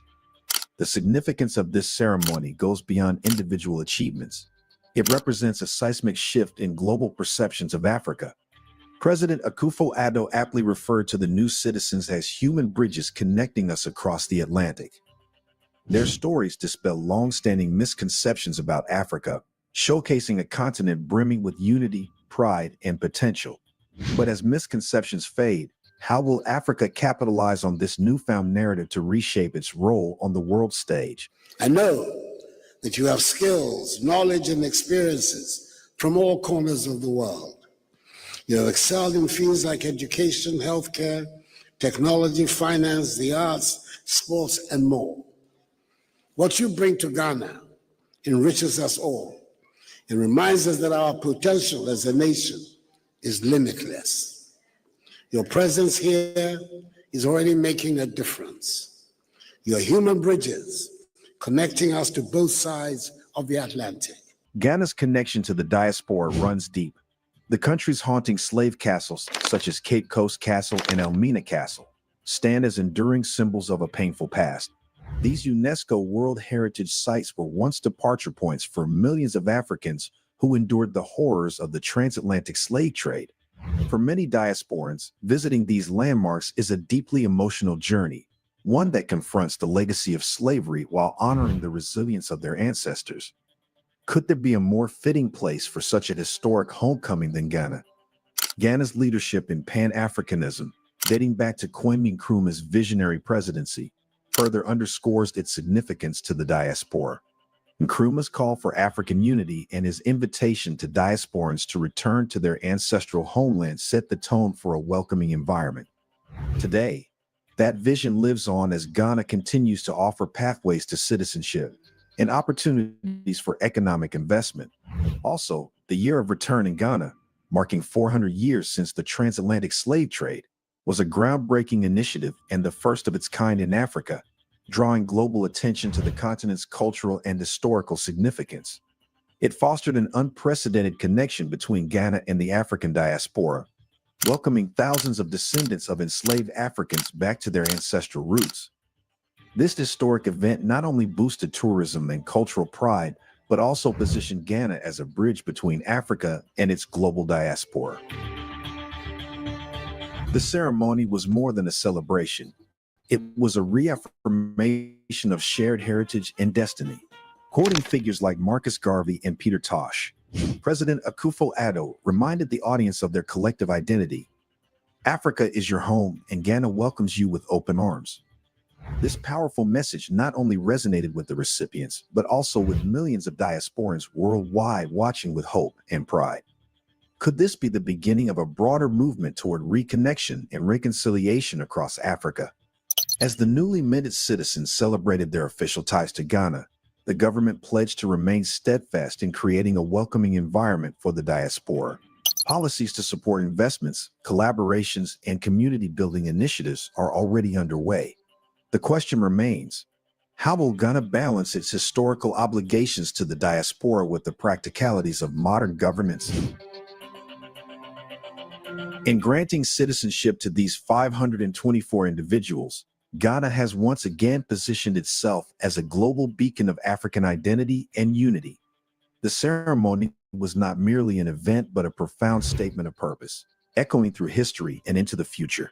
In a world where identity is often fractured by geography and history, Ghana's actions remind us of the power of unity and belonging. The final question lingers. As the African diaspora continues to reconnect with the continent, how will this collective homecoming shape the future of Africa and its people? Your perspective matters. Do you think other African countries should follow Ghana's example and grant citizenship to more diaspora members? Share your thoughts and insights in the comments section below. If you like this video, be sure to subscribe to the New Africa channel and turn on the notification bell so you don't miss any of our informative future videos. So there it goes. You guys can subscribe to the New Africa channel if you wish. That's where this video came from, of course. I'll say one thing about repatriation that I don't think gets talked about enough. Honestly, I think we need to organize repatriation. And this is why being a part of this is why organizations are good too. Like how there once was the UNIA. I feel like, let's use the UNIA as an example.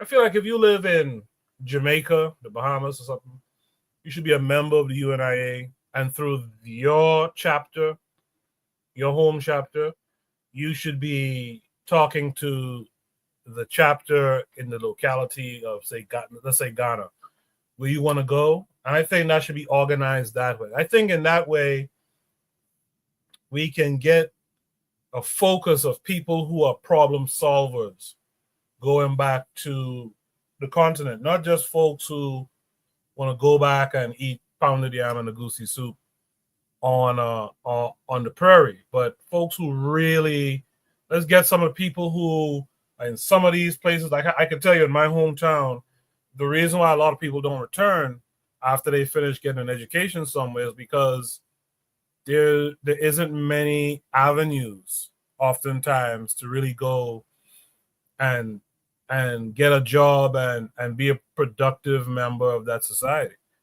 I think if we started to really get serious about organizations, local chapters, etc., we should be talking through organizations, and organizations should help to kind of not set you up per se, but give you some guidance, teach you of some some rudimentary stuff on the customs, on the language, on, where you could fit in and things of that nature. That's my only one issue with it. This idea of individuals just picking up and heading, I kind of don't like it, because what's the direction?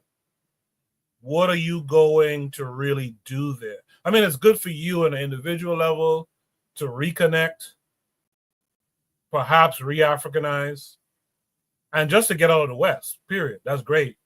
But we need some problem solvers too, I think. With that said, let me see. Where should I start this time? Let me start with forecast. Forecast. Ghana just granted hundreds of diasporan citizenship. Does this spell disaster or boost for the country? What are your thoughts? Well, first of all, you said you took how I was feeling and said it, because how I feel about this, first of all, even the fact that it shows our mindset, the fact that we even on here and somebody sent this to you, and the first thing they after seeing this video was like, does this spell disaster or boost? Like, the first thing is like, oh, does this spell disaster? Like, what the? That shows our mindset, first of all. But I agree. That's what I was feeling when I seen this. Like, yo, I think it's a great thing, but it's time. It's like a little late in the game that we not moving with intentions. You know what I'm saying? Like, if it seems like this is on some sabbat. Well, I ain't gonna say on this, but a lot of stuff that we do seems to be more symbolic as opposed to moving with intentions. Like, what is the plan behind? And we're going to do this so that this boosts this and we can put it back into here. And this is the plan, but behind all of the things that we're talking about, everything that we do now, it can't just be symbolic as, oh, we're just showing this gesture of love and we can just get back together. It's it comes down to start having plans, because even this video made me think about it. Like Europeans, Neanderthals, whatever you want to call them, they're probably more aware of what's going on in all of these countries than we are, and especially about some repatriation. And the first thing they're going to put in there is it's going to spell disaster for y'all, you know what I'm saying? Because that's what they want you to think. But if we ain't, because everything that they're doing, they're moving with the plan to stay on the top where they are, and if we're not moving with the plan, then it's just useless. Just 500 more people that's in the country, which could be good or bad, you know what I'm saying?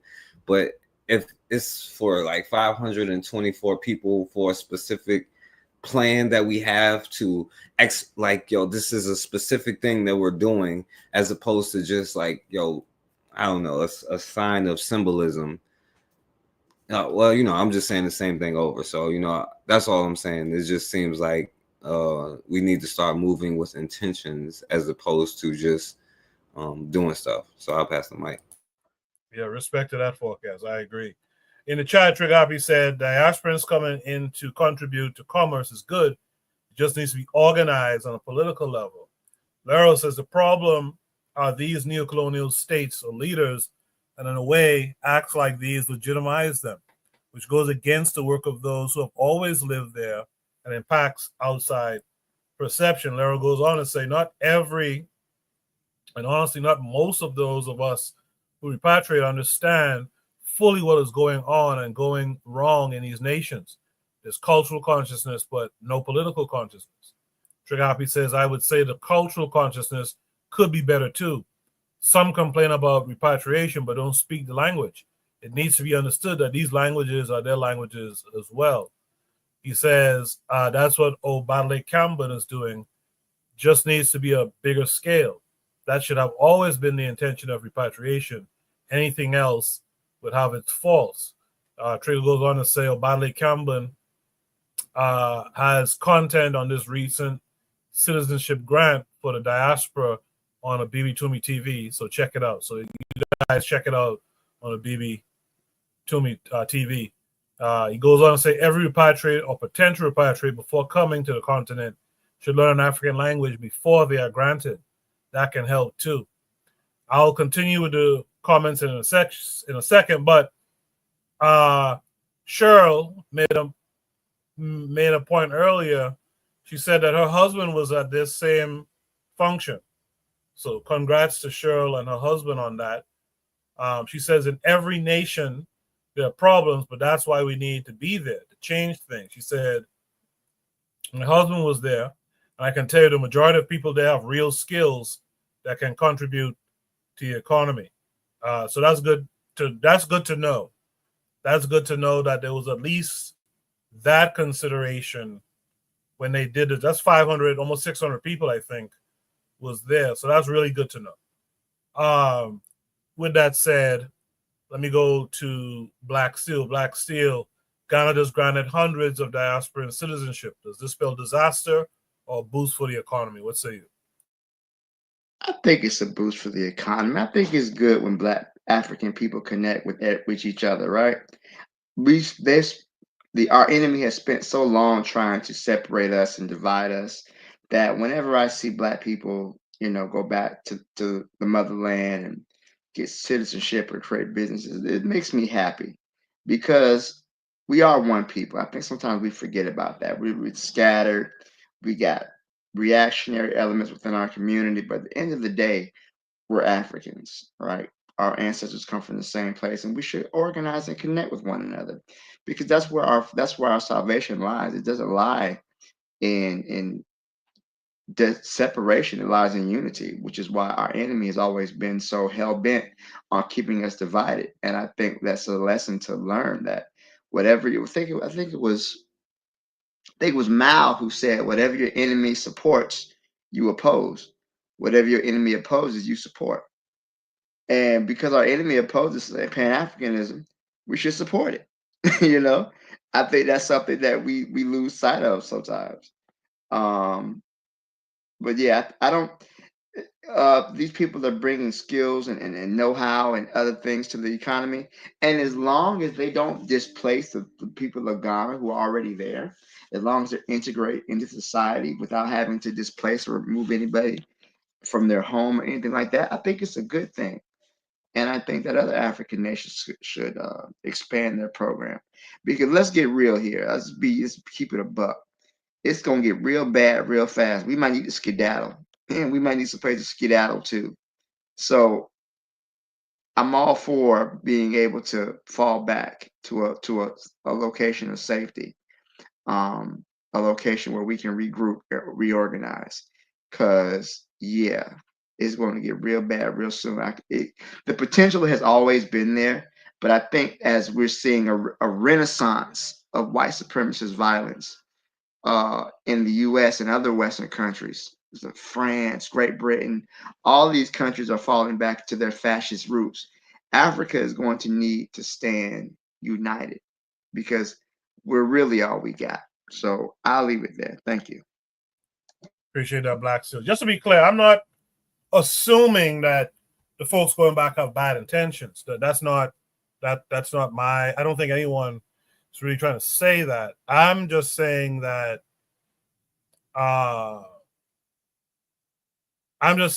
It'll be good if it was organized so that everyone knows where they fit in when they go.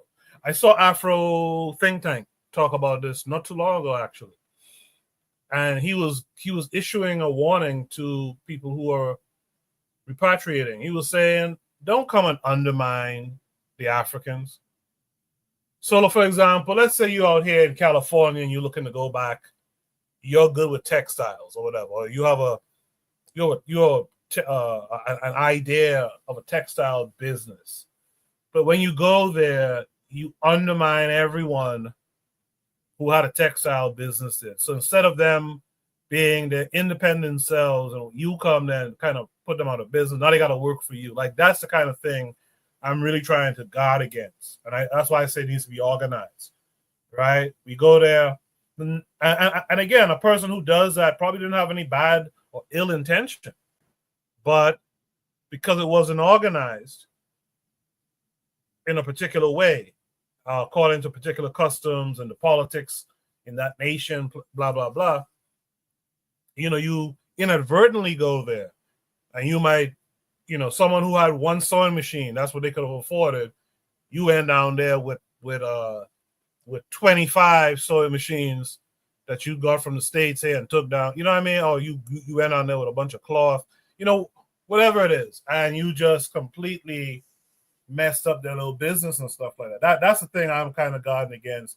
And on top of that, too, I think we need some heavy hitters in terms of science and engineering and things of that nature. I think we need to organize those types of people to go down to the continent and help fortify any nation that's there.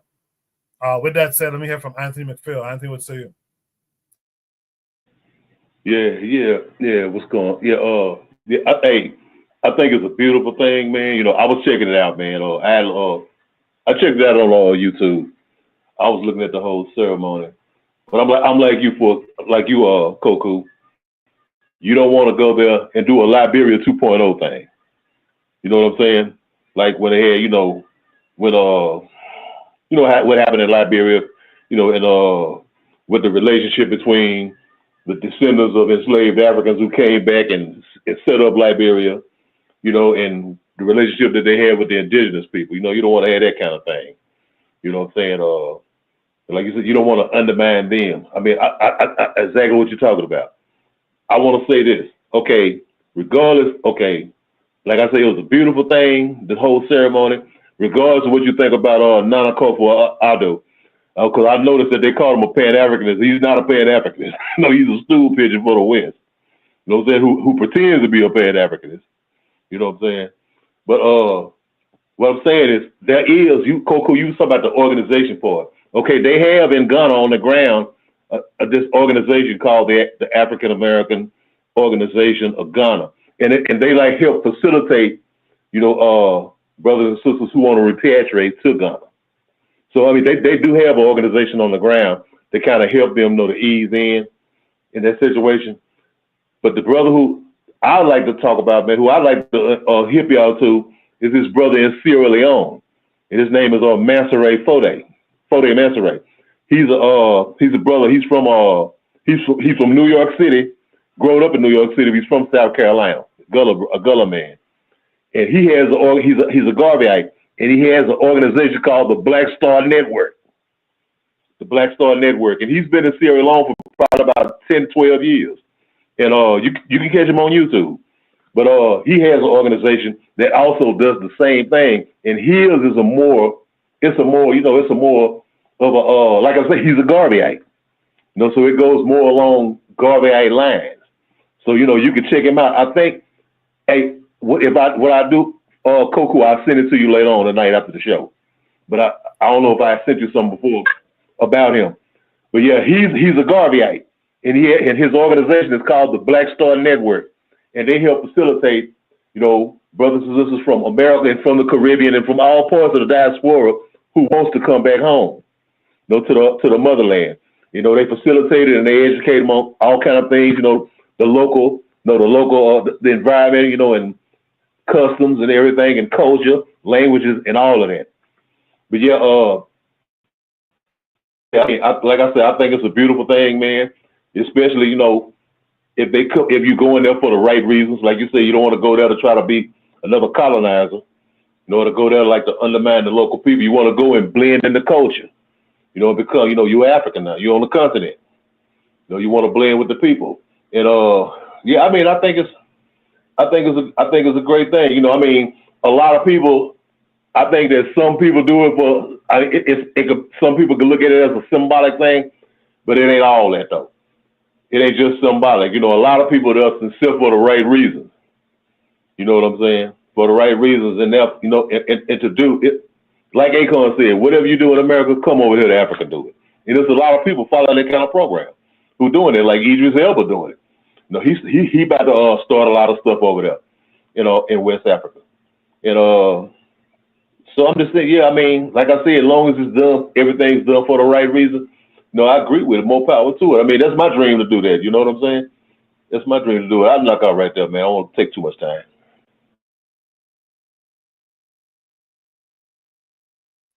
No. You were good. You were good. Lero says, because isn't that a lot of the appeal? You can go to Africa and get your dignity back. Repatriation is framed as a feel-good thing and not as a political, economic endeavor. And that's really what I'm talking about.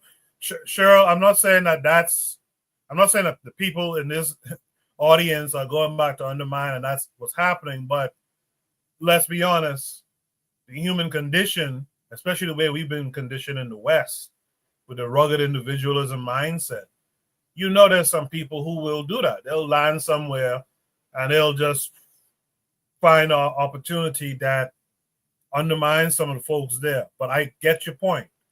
Cheryl says that Ghana is a very, very Christian nation, to the point that they punish and criticize their own people for speaking their native languages in school. See, that's not good.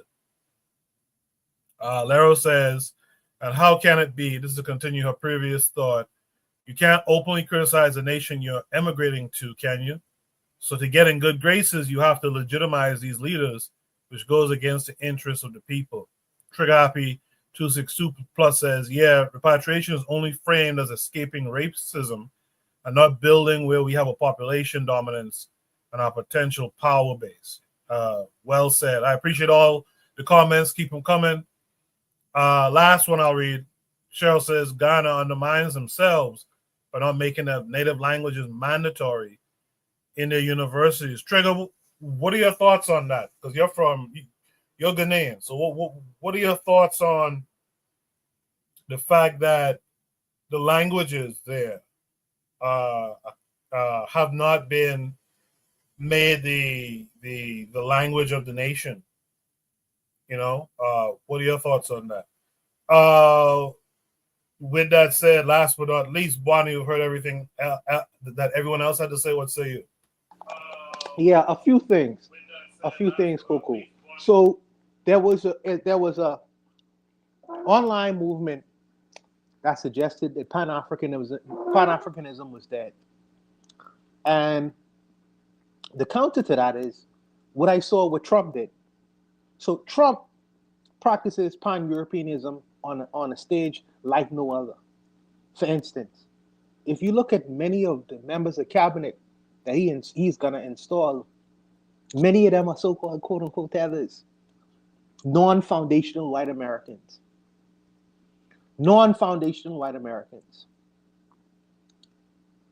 Tethers from another country. So this is in response to that. This is a big middle finger. This is a big middle finger because we see what blacks from around the world are actively doing.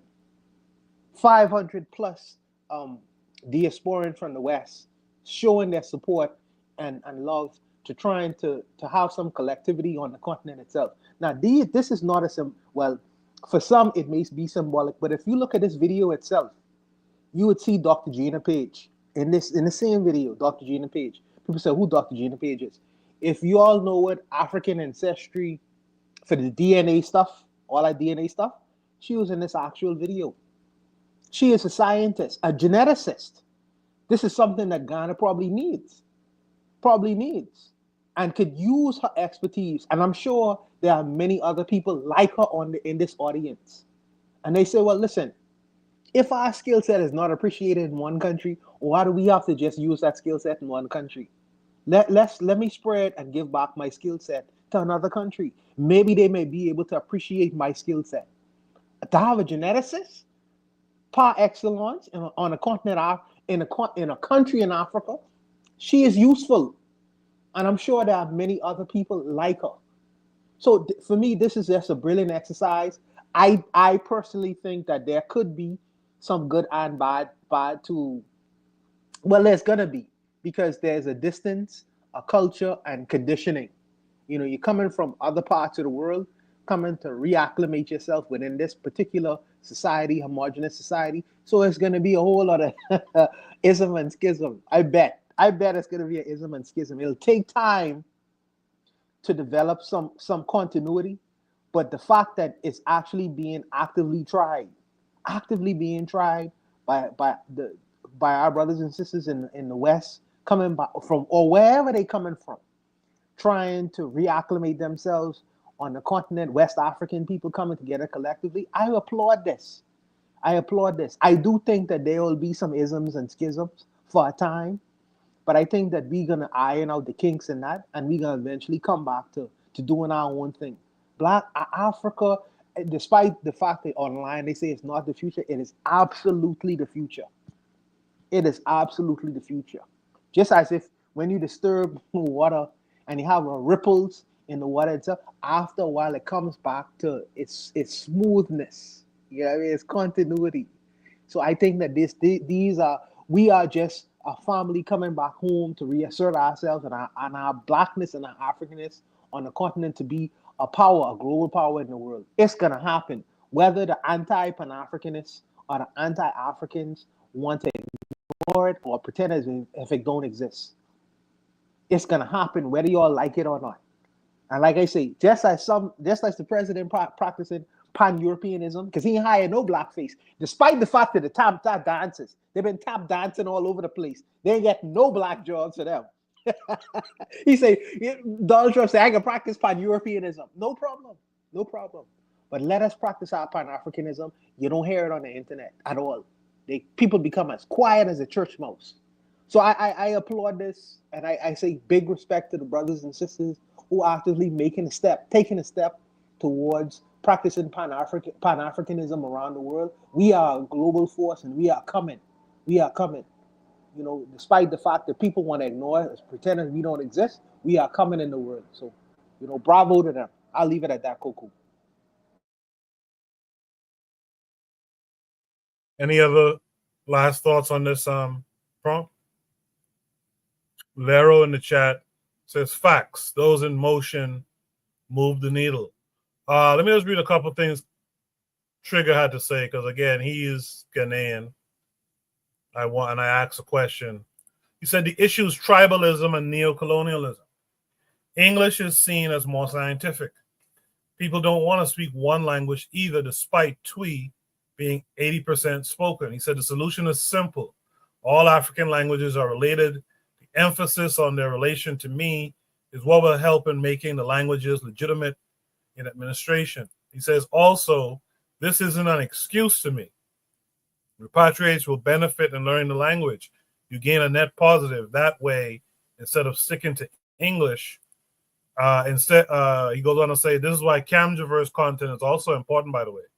Paleo-African linguistics will help in making it clear that African languages are related and can be spoken across the board. Yeah, I have some Camgiverse videos. I have some other prompts from others I need to put up in the coming weeks. And in fact, I have some prompts I put up that I haven't put forward yet. But the thing with Camgiverse is the videos are kind of long, and I don't know if playing them in double speed or whatever would take away from its impact. So I'll check it out and I'll see. If there's no final thoughts, let's move to Shoot the Breeze topic number 5 tonight. We'll make an excellent time tonight. I want to thank everyone who was out here with us in the chat. Please keep the comments going from the chat. Please keep the comments coming from the chat. And the panelists, you guys are doing wonderful as well. Lero says, okay, Buana, with the motivation. She says, we are coming on my granny kids LMA. Oh, Cheryl says, when white people go back and Chinese people. There's no tribalism from the locals. I wonder why. This is why we need to be there to counteract the BS. And that I can't fight. I can't fight that logic. It's better to go back than not to go back. Let's be clear about it.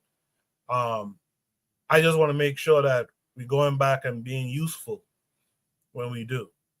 Should read topic number 5 is we're never going to get rid of these colonizer religions, are we? This came with a link to X, formerly known as Twitter.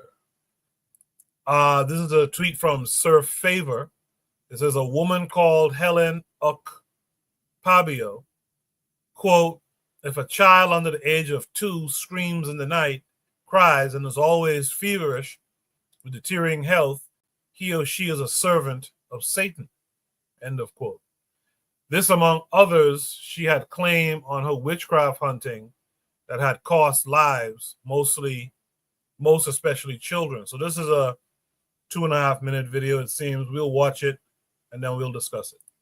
When you are talking about witches and witches living their body, I can show you and teach you many places in the Bible. This is Helen Ukpabio.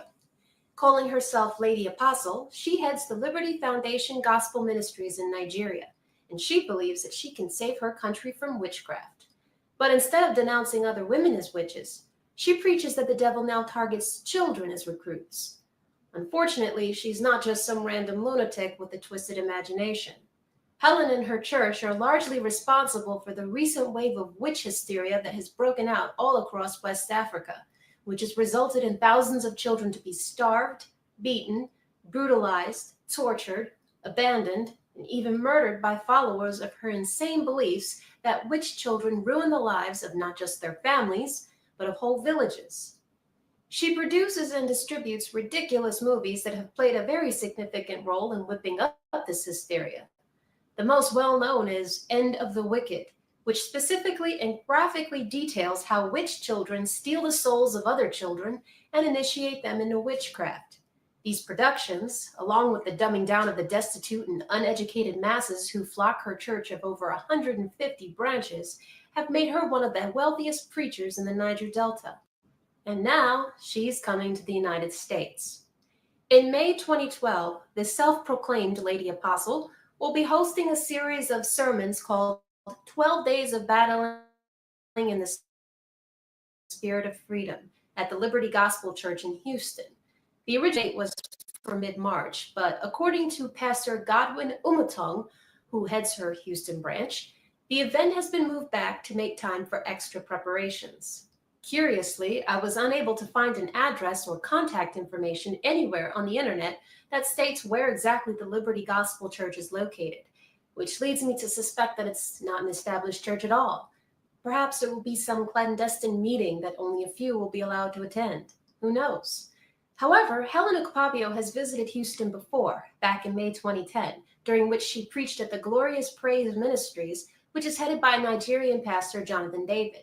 Maybe this is where the Liberty Gospel Church will be set up. To get a clearer view of what we're dealing with, one need only to read a few passages from her book, Unveiling the Mysteries of Witchcraft, which includes her explanations of how to acquire and detect witchcraft in children, including infants, stating, quote, if a child under the age of 2 screams in the night, cries, and is always feverish with deteriorating health, he or she is a servant of Satan.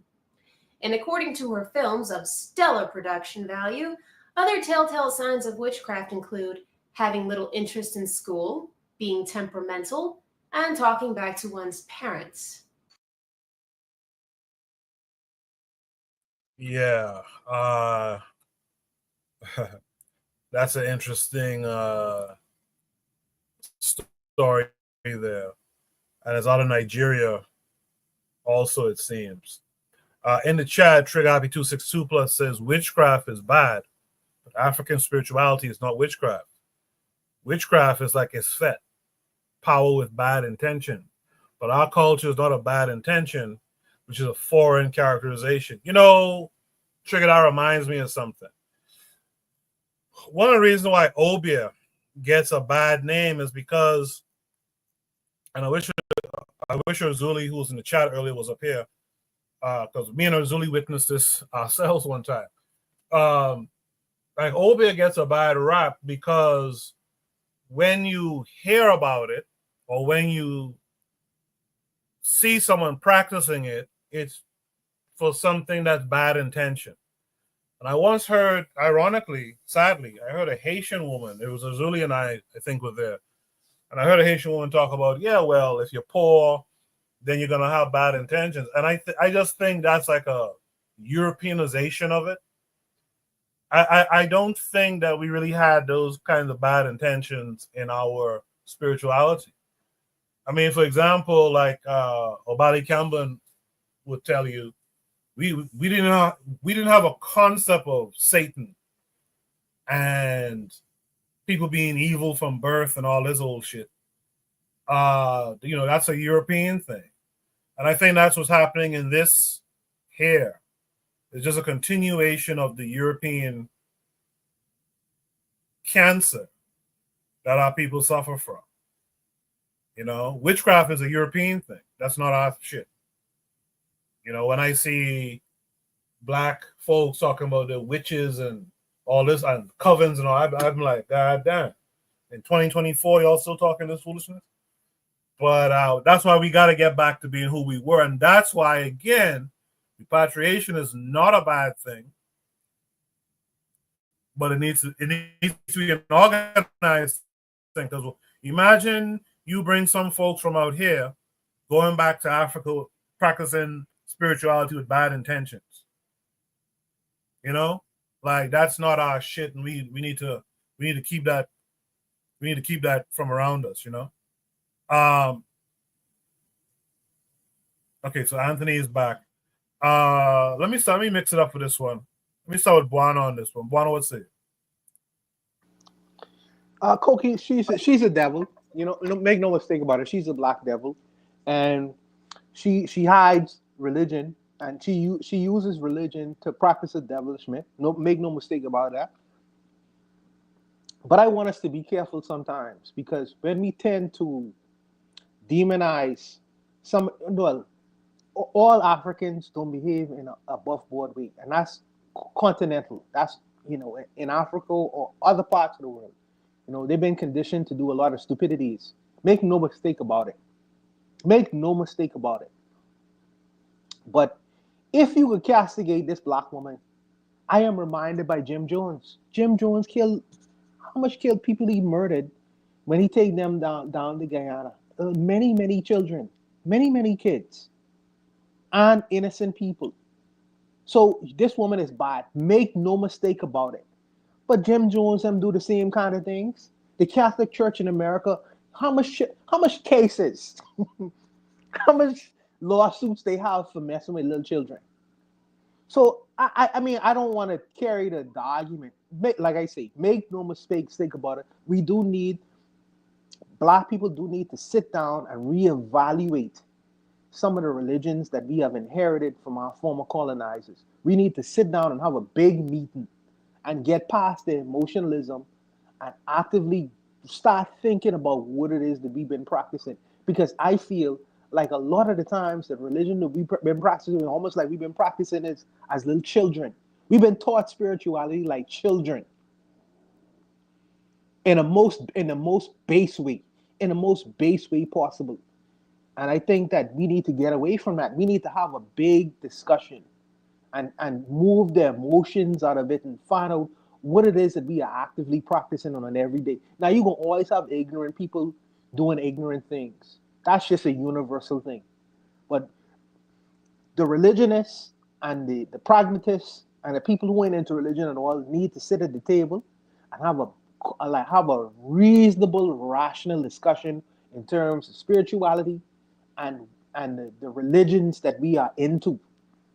I know it'll never happen, but it's just good to say that and express that, because I feel like how we've been taught spirituality is almost on the level of children, and this is just, it's gone too far. It's just gone. This lady needs to be arrested. She needs to, not only in America, she comes to America, she needs to be arrested in Nigeria for the nonsense that she's going on about. But will it happen? The fact that people benefit from it monetarily, because that's when people become objective. They become reasonable when they talk about the money. You know, but when it comes to the actual the behavior itself and the actions that some of us get carried away by in practicing religion, everybody shut them out, knowing full well it's nonsense. It's okay to say that some of the practices that we into is a bunch of foolishness, but people call it sacrilegious when they start talking like that because we've been taught religion as if we are children. This imaginary person in the sky is going to come down and strike lightning and rain brimstone and fire on us if we start using our brain to think. But that's just the condition that we've been put into, the trick bag. And I think that it's a slow process, but eventually I am an optimist. And I feel like with discussions like these, we'll start thinking more and we'll get out of it. It'll take a long time, but we'll eventually get out of it. But I'll leave it there, Coco. Appreciate that one. I agree with what you said too. Good comments in the chat. I'm going to read those in one quick second. What I want to do is just replay the video just one more time, and then we'll continue this. We'll continue the discussion after I read the comments in the chat. You are talking about witches and witches living their body. I can show you and teach you many places in the Bible. This is Helena Capabio. Calling herself Lady Apostle, she heads the Liberty Foundation Gospel Ministries in Nigeria, and she believes that she can save her country from witchcraft. But instead of denouncing other women as witches, she preaches that the devil now targets children as recruits. Unfortunately, she's not just some random lunatic with a twisted imagination. Helen and her church are largely responsible for the recent wave of witch hysteria that has broken out all across West Africa, which has resulted in thousands of children to be starved, beaten, brutalized, tortured, abandoned, and even murdered by followers of her insane beliefs that witch children ruin the lives of not just their families, but of whole villages. She produces and distributes ridiculous movies that have played a very significant role in whipping up this hysteria. The most well-known is End of the Wicked, which specifically and graphically details how witch children steal the souls of other children and initiate them into witchcraft. These productions, along with the dumbing down of the destitute and uneducated masses who flock her church of over 150 branches, have made her one of the wealthiest preachers in the Niger Delta. And now she's coming to the United States. In May 2012, the self-proclaimed Lady Apostle will be hosting a series of sermons called 12 Days of Battling in the Spirit of Freedom at the Liberty Gospel Church in Houston. The original date was for mid-March, but according to Pastor Godwin Umatong, who heads her Houston branch, the event has been moved back to make time for extra preparations. Curiously, I was unable to find an address or contact information anywhere on the internet that states where exactly the Liberty Gospel Church is located, which leads me to suspect that it's not an established church at all. Perhaps it will be some clandestine meeting that only a few will be allowed to attend. Who knows? However, Helena Capabio has visited Houston before, back in May 2010, during which she preached at the Glorious Praise Ministries, which is headed by Nigerian pastor Jonathan David. Maybe this is where the Liberty Gospel Church will be set up. To get a clearer view of what we're dealing with, one need only to read a few passages from her book, Unveiling the Mysteries of Witchcraft, which includes her explanations of how to acquire and detect witchcraft in children, including infants, stating, quote, "If a child under the age of 2 screams in the night, cries, and is always feverish with deteriorating health, he or she is a servant of Satan." And according to her films of stellar production value, other telltale signs of witchcraft include having little interest in school, being temperamental, and talking back to one's parents. I noticed something she said just now too. Notice how media is used, production value is put behind some of this stuff. That's a part of how you get people invested and interested in stuff. If it was some shabby, old-timey type thing she was putting together, people probably mightn't even fall, but because it's well done. This is why I always I try to make the experience on Shoot the Breeze to look good, because it's not just that we speak about things well and we have good discussions, but does it appeal to people to tune in as well? So that's something we have to keep in mind too. When we're talking about strategies of Pan-Africanists and whatnot, we have to put out material that stands, that stands out and stands up against all the other folks who are putting out material too. With that said, Anthony, you saw the video now. What say you to this? Yeah, cool. I was listening to what you said about because basically what you talking about propaganda, right? Cool. Yes, sir. Yes, sir. I'm sorry, I had to unmute my mic. Yes, sir. Yes, sir. Yeah, okay, propaganda. Like in ways to get your message out. I think about this. Okay, I used to Coco, bear with me for a minute. I used to look at a lot of it. I used to look at. You remember back, probably in the late 80s, 90s, they had this show, the A&E channel. They probably still have it, the A&E channel. Well, they used to have this show used to come on every now and then about the fatal attraction of Adolf Hitler. Have you ever heard of it? No. Well, it was a fatal attraction to Adolf Hitler, and they was talking about his propaganda minister, Joseph Goebbels. You know what I'm saying? And the things that how they manipulated. I mean, first of all, Hitler was like, they had this myth about the Aryan. He looked nothing like the superior Aryan man. But I'm saying, so what they had to do, he used propaganda to shape the people's minds. Okay, now going back to the subject, I'm saying, okay, one of the first things that the Europeans did when they got a foothold in the continent, in Africa. The first thing they did, like, okay, when they built those castles, and the African men and women who they brought to the castle, who were going to be transported across the ocean, one of the things they did was build a chapel right there at the castle, and they would hold service.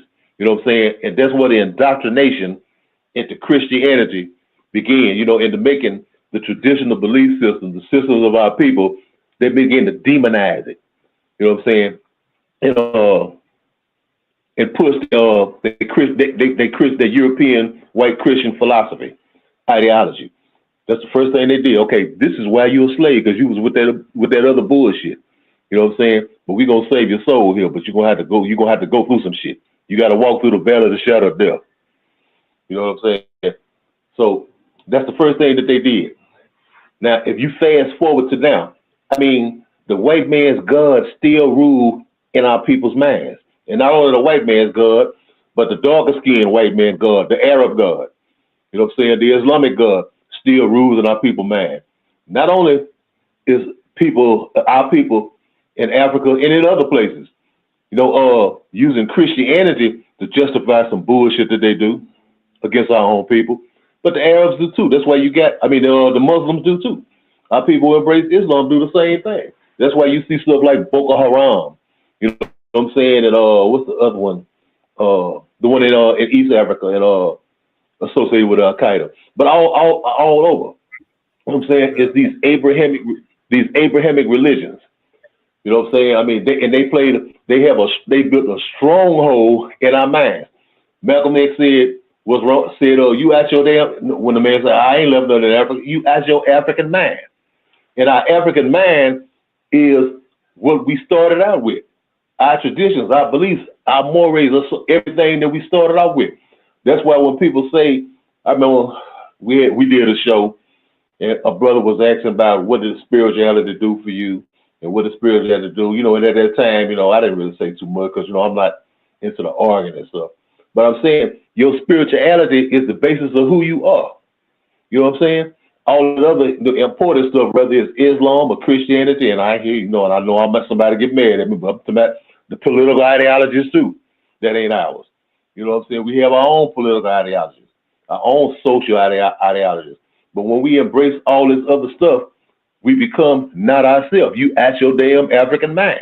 You know what I'm saying? You can't embrace other people's shit and still be an African in your mind. You might look like an African, but you're gonna be an African European. You're gonna be a African American. You know what I'm saying? You're gonna have all of this bullshit. that you're dealing with. Think about this. This is how slick they is. This is how slick they is. They will tell you, they will get their own book and show you this, Coco. Now check this out. I don't know if you ever thought about this. They will get their own book and tell you the truth, but they'll tell it to you in a way that you don't believe it.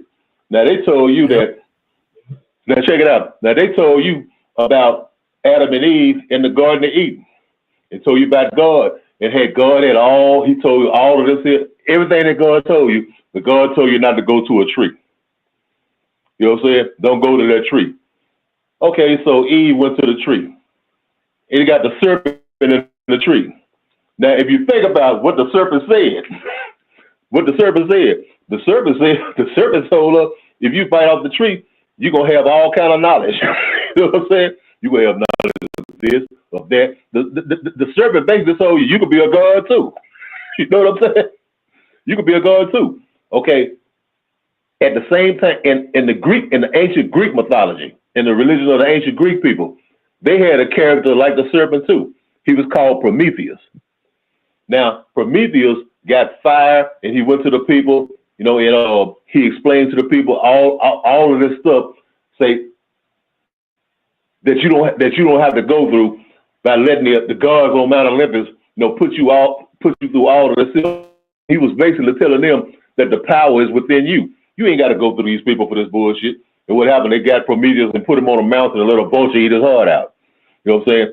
So you had Prometheus doing that. You had the devil doing this here. Satan doing this here. The serpent in the tree doing this here. So basically, they was really telling you this really a bunch of bullshit. All we're trying to do is control your mind. You know what I'm saying? I mean, they even let you know that the serpent even told you, man, you could bite off this tree and open your eyes and you can see the world for what it is, and you can go out and do this and do that. You know what I'm saying? You can lay there and challenge what this authority said, because you know it was a patriarchal thing. This was the changing of God in the world from the matriarchal system, to the patriarchal system. I mean, from the European point of view. You know what I'm saying? In Africa and even in parts of the so-called Middle East and Near East. At that time, they had when I say matriarchal, it was a nature-based concept.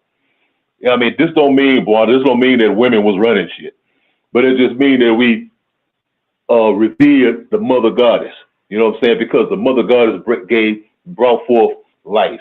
You know, I mean, the trees had fruits. You know, the crops came from the mother earth. You know what I'm saying? It don't mean that mother goddess ruled the world and everything, but it was just but at this time, this was when the Eurasians started coming down from the Russian steppes and from Central Asia, from out of Europe, with this Iceman mentality, and start establishing this other shit, this patriarchal kind of thing. You know what I'm saying? And so this patriarchal thing led to a god that's sitting, like Buona said, sitting up there by himself, just dictating this and dictating that, and telling you this and that, you gonna die for this. In Africa, we didn't have no concept of no bullshit like that. You know what I'm saying? Of no hell and all of this old mess. So I'm just saying, these Abrahamic religions have played a hell of a trick on our minds. You know, they continue to do that. I mean, even you could think of even some of our great leaders, even Malcolm, like Brother Malcolm, as much as I love Brother Malcolm. You know, I mean, you can't tell me nothing bad about Brother Malcolm. I mean, because I rather look at all of the great things that he did. But, he still had that old, kind of like that Islamic thing would tie to the Arabism a little bit. Well, it was more in Farrakhan, because Farrakhan is an Arabist. You know what I'm saying? I don't care what nobody says. He's an Arabist, you know what I mean? Going around sprouting this old Hamitic myth shit. You know what I'm saying? But that kind of, I mean, that old idea, those Abrahamic religions are one of the most deadly things to ever happen to African people. That's why, guess what? Both from John brother could say, I forgive you. Okay. That's why the brothers and sisters at at the church in South Carolina who got killed could say, we forgive you. You know what I'm saying? Because God is love. And when we think of God in this concept, in this reality in the Western, guess what? You know who God look like? Some old honky. You know what I'm saying? And we look at, and when we see that white God, we say, well, these white people, that's God's people. You know, they always run around talking about the chosen people. We them not the chosen people. That's why so many of us ride with Israel. Oh, but them the chosen people. They chosen from evil. They ain't chosen from shit. You know what I'm saying? But that kind of thing is just it's deep in our minds. Like 4K said, we spooked out. You know what I'm saying? On this old fake jive ass bullshit that don't mean nothing. But see, the bottom line was that was for them to control our minds. I mean, I know I've been going on too long, man. I'll knock off right there, Coco. Now you ain't going too long. Forecast stepped off the panel. I guess he had to go. So we got a little bit more breathing room for each panelist to speak. But you know, this is why I spoke the way I spoke about organizing how we repatriate. We're gonna see some comments here. Black Seal, I'll get to you in 1 minute. I'm gonna read some comments first. But we'll see in one of the comments here how someone repatriated, linked up with a Ghanaian and became Christian, going back to the continent. Imagine someone going back and linking up with one of these congregants here. So this is why I said it has to be organized to, we got to get our language game together out here, our spirituality game together, so that when we go back to really be African.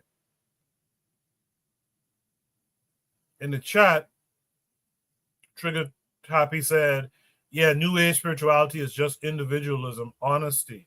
Laurel said, people are attracted to the enigma of things. It's a vessel to rationalize BS, to put it simply. It's why I believe in secular states. I support ATRs at the forefront of our societies. But yeah, LOL. Cheryl said, but drinking the blood of Jesus and eating the body of Jesus is not a ritual of chaos. Okay, crazy lady. Black Silo there in the chat said, but who wants to repatriate the Dismas? We're going to get a chance to hear more of that from him in a second. Afro Native World is here. He said, greetings. An interesting story I heard was a diasporan African spiritualist. And look at this. A diasporan African spiritualist who moved to the motherland with the intention to live African. She met a Christian Ghanaian brother and is now Christian. He goes on to say, so de-Africanization also happens in continental neo-colonial states, even with intentions of re-Africanization. Laro said, yeah, is adolescent. Trigger says, I support the unification of African spiritual practice to encompass African cultural power. Any other strategy will just be a submission to Abrahamic practices or atheism. Cheryl said, but black people want to worship a white man and a stick. A white man on a stick, quoted by Obadiah Campbell. And this doesn't cause psychological and mental harm, ? Right? She said black Christians in the States think that way too. She says in the US, black Christians be scared of voodoo. Same difference, same sickness. Lero says, I'm personally an agnostic, so forgive my bias, but yes, every spiritual/religion comes with a load of BS that nobody wants to check, so I believe in it alone. Afro-Native World says, also diasporans go in there who want to assimilate, and assimilation is into the dominant culture, Christianity or Islam. Once again, you guys are making that strong point. There's many more comments in the chat. I'll try to get some of them after Black Steel goes. But one last one is Azuliism, who's still out there. He says, again, this Candyland. You can't destroy Candyland. We've been here long where you can't be Candyland. Guy, stop at the Candyland thing. He says, so what African spirituality is used against their own? So what African spirituality is used against their own? I want to answer that. Yeah. Because I don't know why Urzuli don't click the link. But needless to say, why are we talking about African spirituality in this conversation? This is a Christian woman. That's true. That is. What are we talking about? African no, has nothing to do with this. No, that's true. But I gotta answer him because he's having fun. As far as Candyland goes, right? Rome was the Candyland of their day. But where's Rome right now? Rome is gone. So obviously Candyland can end, Urzuli, Candyland can end. I just want to remind you that all these, They had different civilization. England was the candy land of its day. Where is England? They used to say the sun will never set on the British, so on the British. The sun will never set. Where is that? Where's candy land? Where is the British candy land? That's gone. This candy land going too, bro. This candy land going in. That's all I want to say, Coco.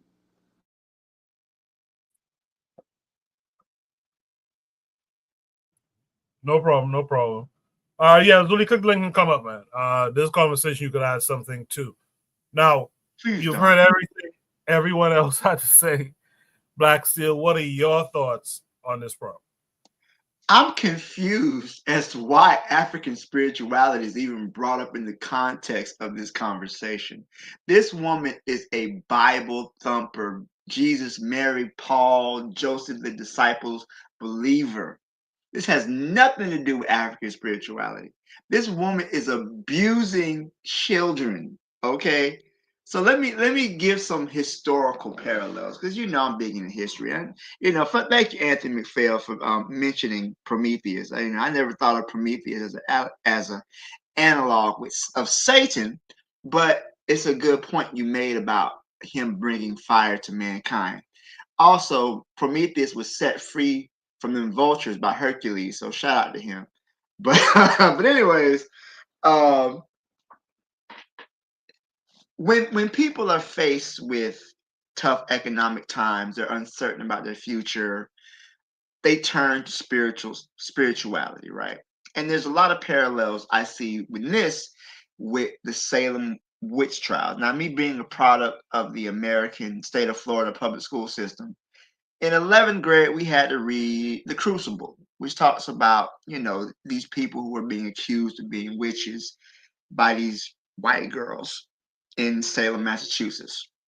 One of the first people they accused of being a witch was a woman, I believe she was from Barbados, named Tituba. And they claimed Tituba was working with the devil and she taught them witchcraft and everything else. But underlying that, these people, these white people who were living in New England at the time, they were under a state of constant threat. Attacks by the Indians, the threat of starvation. They were in a wilderness they weren't familiar with. So in their minds, Satan was everywhere, right? And they would look for things like, oh, this person's acting strange or they're doing this. Now, fast forward 400 years, and you see Africans replicating the very same things that white people did back in Europe, back in America during the early colonial period. During the Black Death in Europe, when the bubonic plague was spreading everywhere, people didn't know about bacteria and viruses and diseases. They said, oh, it's got to be the witches. So they would just round up anybody who looked suspicious and they burn them at the stake. They torture them into confessions. Oh, he wasn't at mass on Sunday. Obviously, they're having a communion with the devil, right? So they would just find anybody because they didn't understand. So I go through all that because I want to make a point as to where the Niger Delta, right? So the Niger Delta is one of the most polluted places on earth, right? So just looking it up, it says that the European Union has experienced 10 incidences of oil spills in 40 years. Nigeria recorded 9,343 cases within 10 years. So this has impacted their ecosystem.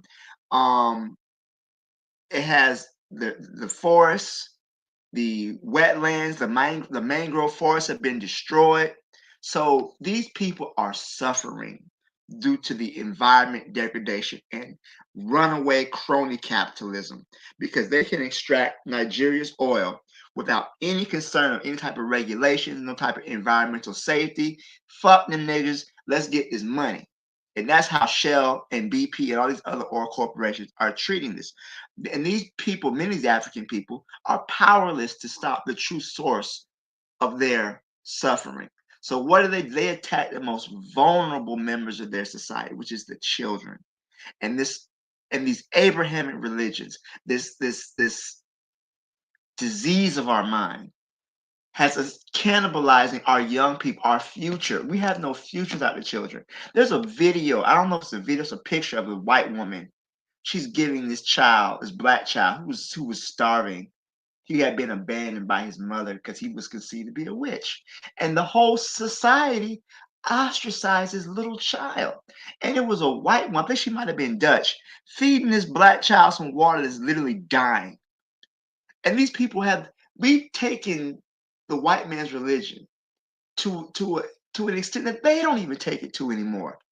White people don't follow Christianity to this extent anymore. If you go to Europe right now, a large population of Europe's Christians, they're atheists.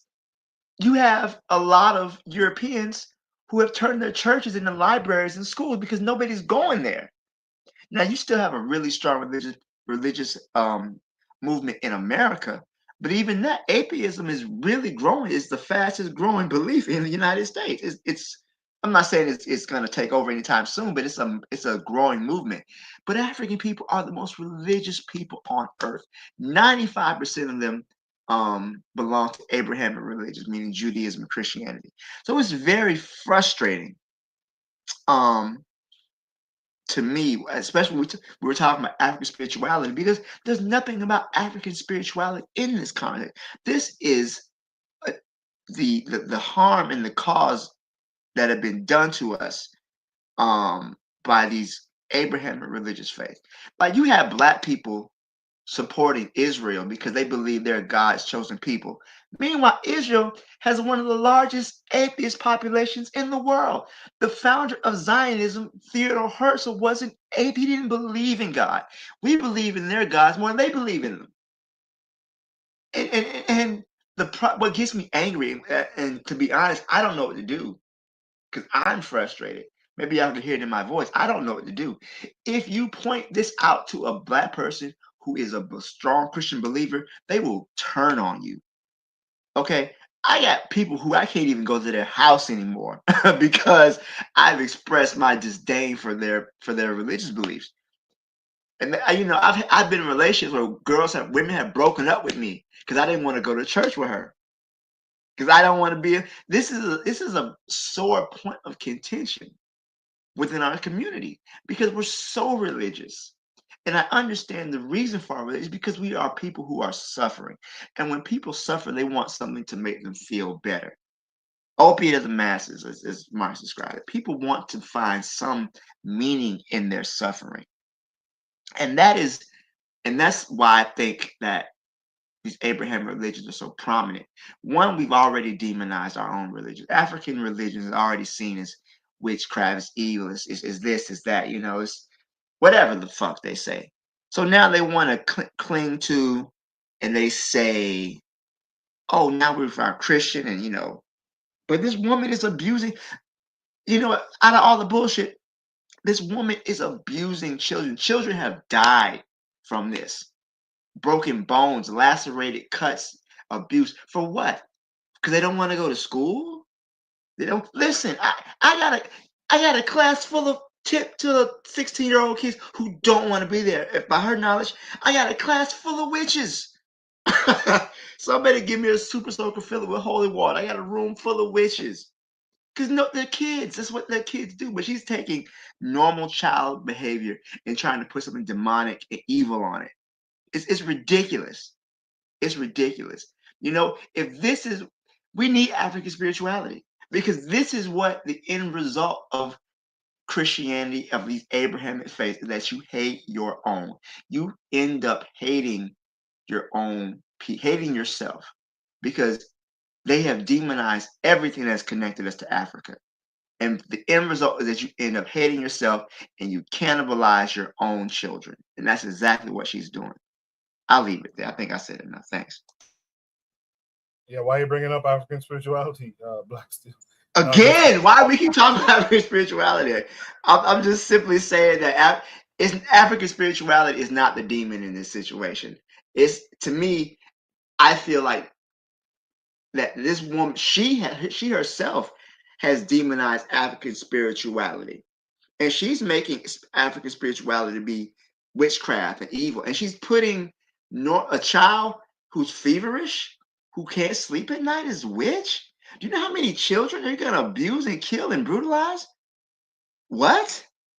Why does this woman have such a following? Hundreds of thousands of people follow this woman.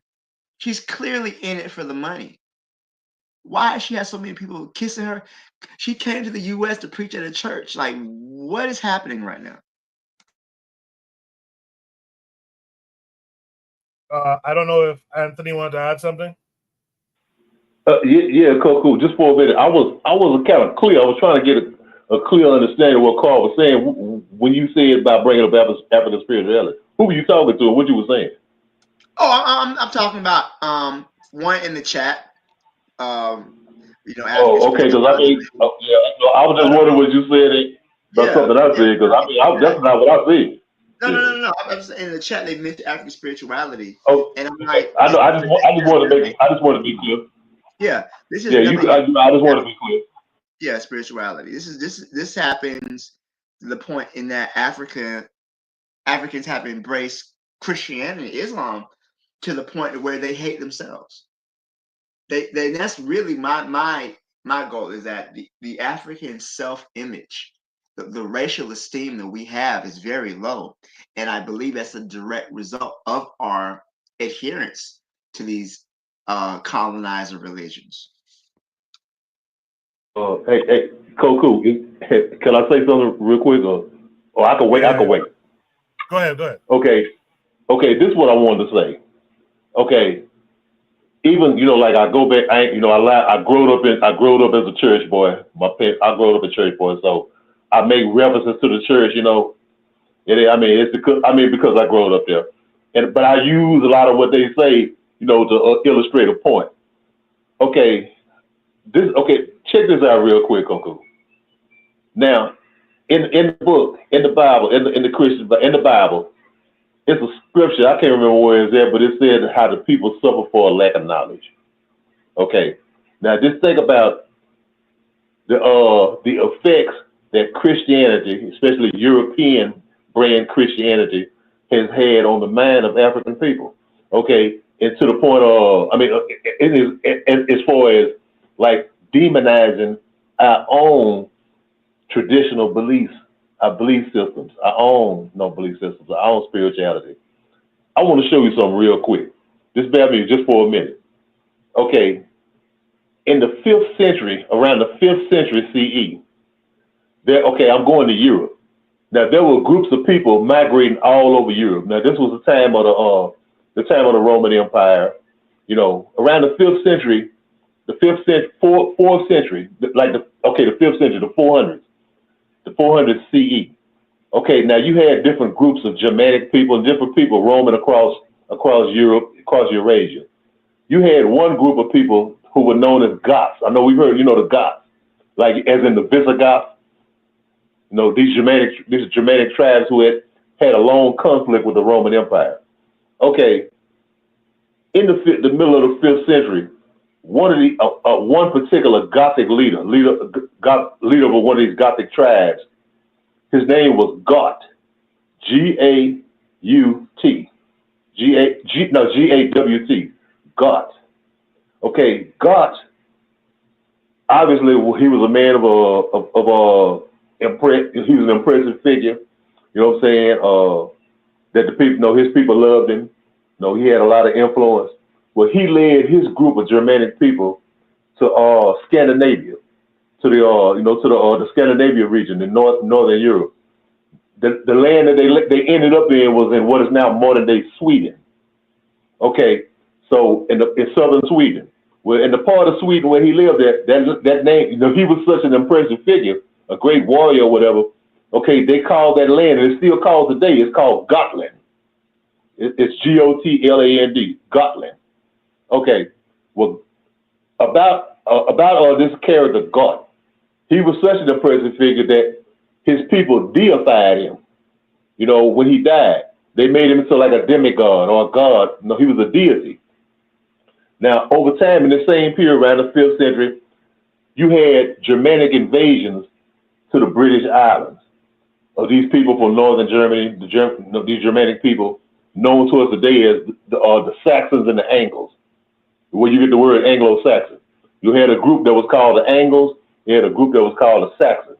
They came successively after each other. So they invaded Britain and they displaced the Celtic population. So they brought their culture, they brought their language, they brought their religion. Okay, by the time the 5th, 6th century, the latter part of 5th, 6th century, where England became a Christian country, where it became like a, when most of them had been converted to Christianity, no, it was in stages. They still maintain a lot of the old belief systems. But one of the most powerful belief systems with the powerful deities in the area was God, G-A-W-T, God, G-A-W-T, God. He was one of the most powerful of the deities, one of the most respected, revered of the deities. But guess what? God eventually, when England became fully Christianity, God became, guess who? God. So when you worship God, we're saying God, see, God came from God. That word, that's where it came from, when they got later on Anglo-Saxon, because, English went through different varieties, Middle English and different English. But anyway, God, the name God came from God, who was a Germanic deity. And so I wonder if today our people, like I said, we suffer from a lack of knowledge. If we do, then right now, when you put down African traditional belief system for Christianity, you still worship an old pagan god named God. You know what I'm saying? Okay, that was all from the Gothic people. You know what I'm saying? I mean, but we put him up as like this is God. You know what I'm saying? We all God. And God's the ruler. I mean, he was just a man. He was no divine deity from heaven. He was just a man who was a warrior and a leader and whatever. You know what I'm saying? Who died and rotted in the ground. And this is who we trade our African spirituality, our own belief system, for an old Germanic warrior. I just wanted to leave it there. I'll leave it right there. Yeah, that's an interesting thing. I didn't know all that. By the way, I think the scripture is Hosea 5 and 6. So I want to say something before you move on, Koku. I know it's getting kind of late. Look at how this religion has caused us to hate our people. Look what happened in Haiti. All the earthquake a couple years ago. They were saying, oh, the earthquake was God's punishment because the Haitians used voodoo to get themselves free, right? Because we demonized Africa and Africans and African beliefs. We were quick to believe that our people were being punished because of the sin, quote unquote, sin of being African. And I'll give you another example. When Hurricane Katrina hit New Orleans, there were many who said, oh, this is God's wrath against the city of New Orleans because they practice voodoo and whatnot. Mind you, at the time, the city of New Orleans was well over 80% Black. But you had Black people, Black Americans, that Black Christians who believed that God was punishing them because of whatever religious belief they had. And you see how this religion, this Christianity, has caused us to hate ourselves and to overlook the suffering of other Black people. Now, you never see white Christians talk about how God's punishing, when all those floods and earthquakes and whatnot. You might hear a couple of people, those evangelical Christians talk about, oh, they're punishing them because they support abortion, whatever the fuck. But you don't really see the self-hatred that African people have towards other Black people when they're experiencing hardship, because in their mind they deserved it for some reason, because God doesn't make mistakes. And it's just so frustrating to me that this religion has such a hold on our minds. And I get people are scared. People don't know what the future is going to hold. People are concerned what happens to after they die. It's a traditional thing. My grandma went to church. Her mama went to church. I was baptized and all the other stuff. It's a situation that to me is extremely frustrating, because I see just how easy it is for African people to be caught up in these things and to end up hating themselves and what they come from. Appreciate that, Black Steel. Let's welcome in our boy Azuliism. How are you this week? I'm fine. I'm fine. Just turn up your volume a little bit. Can you hear me? Yeah. Okay, go ahead. Yeah. People say, what does African spirituality have to do with it? Isn't that lady fighting against African spirituality? How you gonna tell me what does that have to do with it? What that video is talking about her fighting witchcraft? But Ursula, before you go any further, she's referring to witchcraft in the Christian essence of it. She's not talking about witchcraft. She's talking about witchcraft in the form of Christianity. But Christianity looks at African spirituality as witchcraft. But she's describing normal children behavior like sleeping, being disobedient as signs of people being possessed by Satan. She said Satan, not African spirit, but Satan himself. So, bro, what I'm trying to tell you is that Christians look at Satan. So, me being from Haiti and stuff like that. So when I hear Haitian Christian people talking about Satan, African spirituality is satanic to them. It's not about, they don't, only Americans call African spirituality African spirituality. We in Haiti, they don't call that shit African spirituality. It's just straight voodoo. And then and voodoo is regarded as satanic by the Catholic Church, by Christians, and all of that. So me saying that either way, all the spiritualities have left us fucked up. Christianity, Islam, voodoo, Ife, all that shit don't work. So I said the reason I said what I said, we talking about African spirituality. The African spirituality, we use it against each other. The so-called superpower of the motherland, the superpower, you don't use it against the enemy. You use it against yourself. Your neighbor's son is going to Europe for college. No, you go to your spiritual advisor. You get something to f him up. Oh, this guy's making more money. Let me go do this route to take it. Oh, I'm with this girl. She don't want me, bro. And this is you black people don't want to be honest that black people have some shit inside themselves that's disease, that's cancerous. It has nothing to do, because if we look at it, when I read the Bible, there's a bunch of good things in the Bible that tell you how to treat your neighbor, how to not treat your neighbor, how to govern yourself, how to not govern yourself. Also, there's a lot of BS in there. Since we say black people are the creator of civilization, so white people didn't get the Bible from themselves. They got some of that shit from black people. Islam, you read some of the Quran, they got some good stuff in the Quran that tells you how to govern yourself, how to be a good human being to your neighbors. But the majority of black people in America are Christians. A lot of people in Africa are Christian. Look at, how is that helping y'all? Christianity not helping y'all. African spirituality not helping y'all, because at the end of the day, there's some shit wrong with y'all that y'all need to fix. Maybe we need therapy. I don't know who's gonna give us the therapy, but that's what I was referring to. We're talking about, oh, let's go back to African spirituality. Niggas is using African spirituality to destroy each other. And people are gonna say, oh, I don't know what I'm talking about. I'm Haitian. A lot of Haitian people use voodoo against each other. How come they're not using the voodoo against barbecue? That's destroying Haiti right now. How come they use all that spirituality against the Kenyans that come here? Oh, please. Where's that Christian? Where's the African spirituality there? So I'm saying that this lady, yes, I agree with you. This lady is mental. But you know what? There's mad African people supporting her. There's mad American people, black Americans supporting her. If she comes here, they're gonna make her pay, they're gonna roll out the red carpet for her. Not knowing what she's doing to children, because maybe a child has issue. Because when I was younger, I couldn't sleep early. I was up all night in my bed because I couldn't sleep. I don't know what it is till today. So I'm just saying that it's not about Jesus, Allah,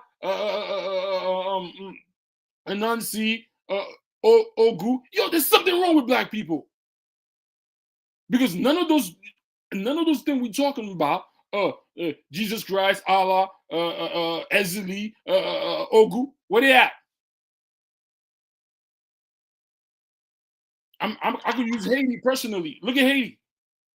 Where's all of that? So we want to attack this lady. She's a creation of us. She's a creation of all of us.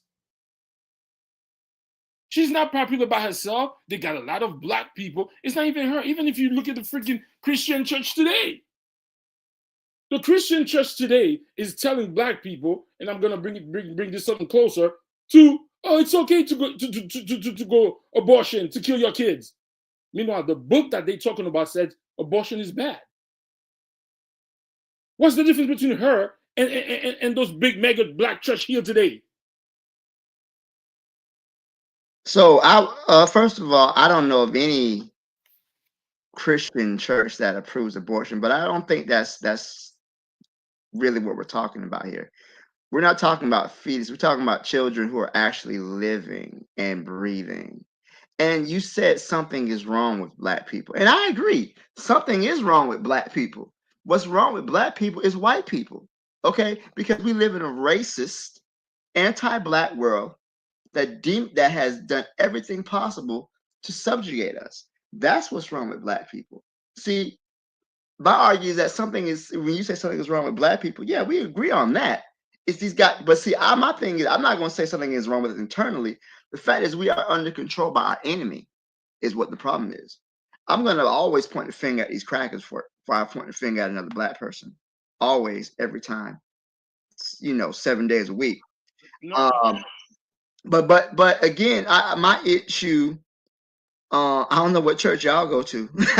The church liberal flying gay flag. I don't know what church y'all go to. Y'all must live up north or something. Because down here, yeah, ain't nobody doing all that. That's a lie. That's a lie.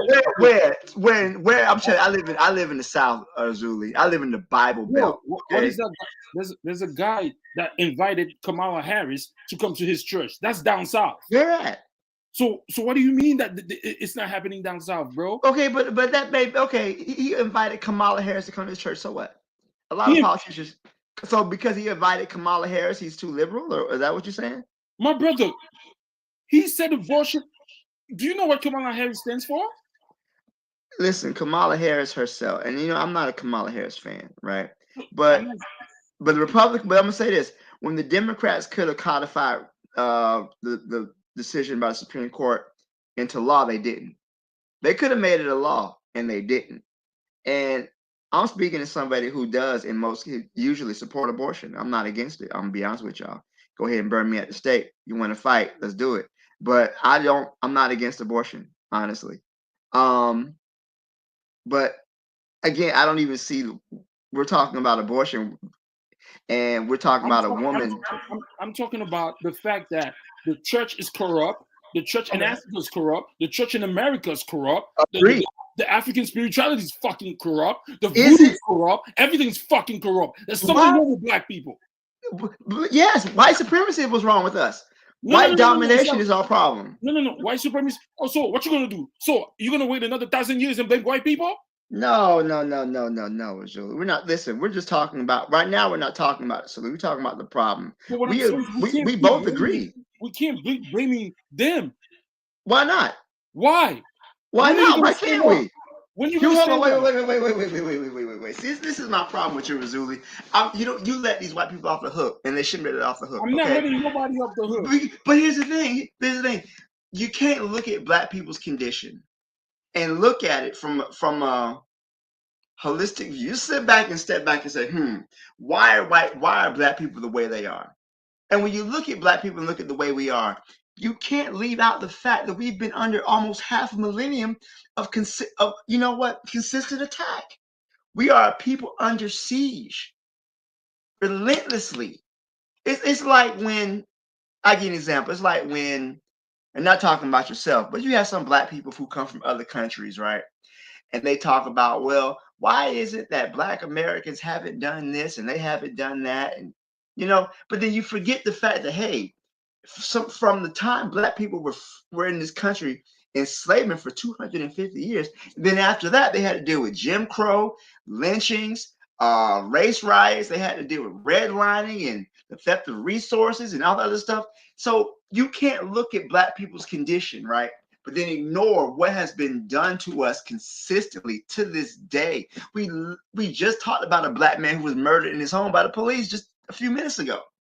So that's my own thing. Whenever you say something wrong with us, I agree. But what's wrong with us is not an internal thing, it's an external thing. And then even if it is, say, internal, black people are maladapted. We have adapted poorly to an oppressive situation. It's like when people talk about the crabs in the barrel thing, right? The crabs in the barrel, black people are crabs in the barrel. That's a good analogy because the barrel is not the crab's natural habitat. The crabs were taken from their home, placed in an oppressive situation, and now they're responding inappropriately because they're not where they need to be at. And that's whenever we had these conversations, I just want to put the point is, yeah, but black people's condition is a result of our oppression. That's all I'm saying.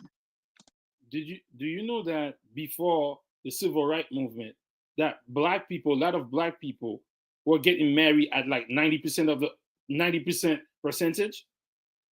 So you say that we face stuff, but we also have recovered to a certain degree.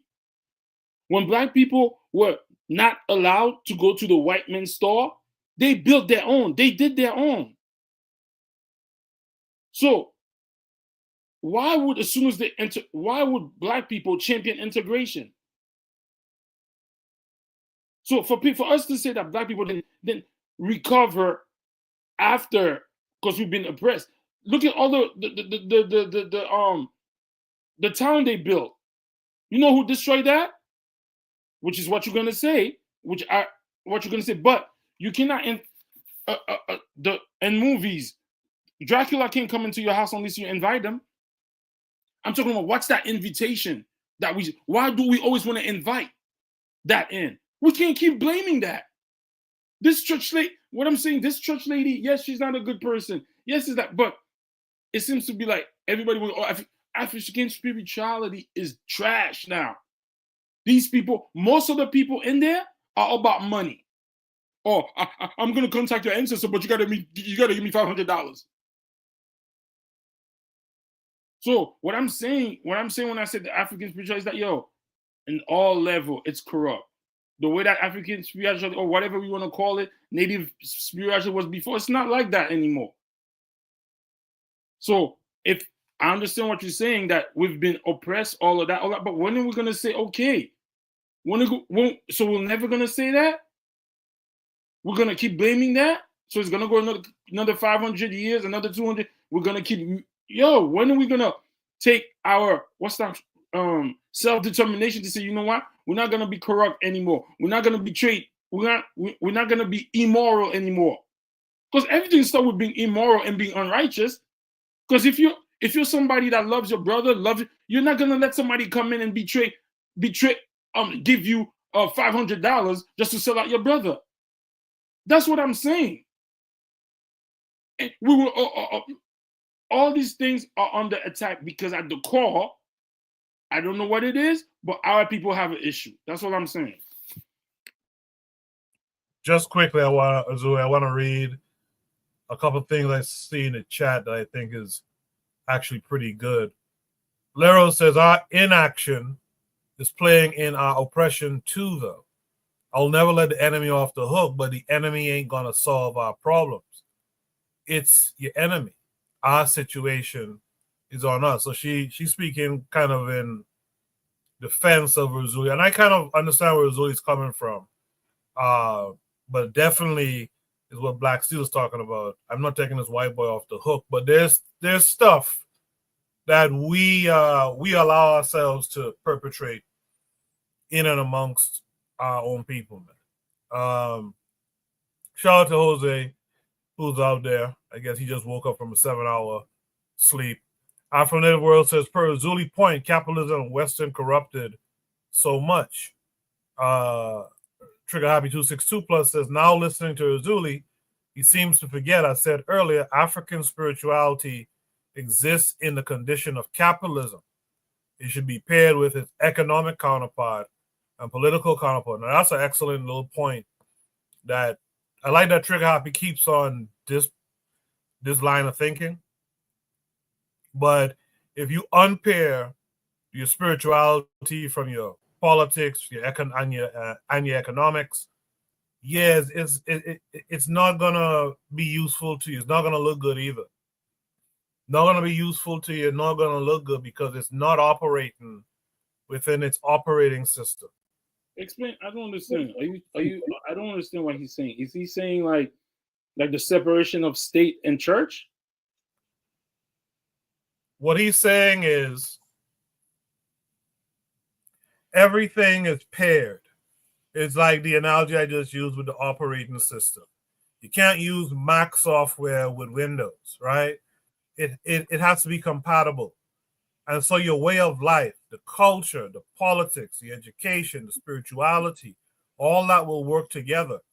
Well, right now what's happening is there's an attempt to practice certain Africanisms, like African spirituality, for example, within a capitalistic system, a foreign system. Therefore, it's going to look different. It's going to look foreign. It's going to be corrupted because it's not paired properly. It's the same thing like a computer. If you use a bad memory stick, it's going to crash the whole system. It's not paired properly. And that's one of the things we can't forget, too. We can't forget who the enemy is, like Black Steel is saying. But we can't forget, too, that we are operating outside of our African self. So even our spirituality, and it took me a long time to recognize that, too, that even our spirituality, of course, it doesn't work. We're not in the right system. It's not paired with the right operating system. It's going to crash. It's going to be corrupted. Go ahead. But the question, I saw Trigger Happy. Okay, yeah, thanks, Coco. You really explained that. And then I saw why you said, I get that. I understand what you both guys are saying. So how are we going to pair the right system? So we're just going to keep going? Because the enemy's not going to pair it for us. Don't you see what they do? That's why we're talking about being organized. That's exactly why we talk about being organized so much. We got to get organized into what the problem is first and foremost, then organize into coming up with strategies to eradicate it from now and eradicate it from the future, right? So that's why we keep talking about organization. Organization handles all of this, because when the organization is right, it covers all of the major aspects of human living for us. We got to get all this shit back together. We won't be our best African spiritual selves in a system of capitalism.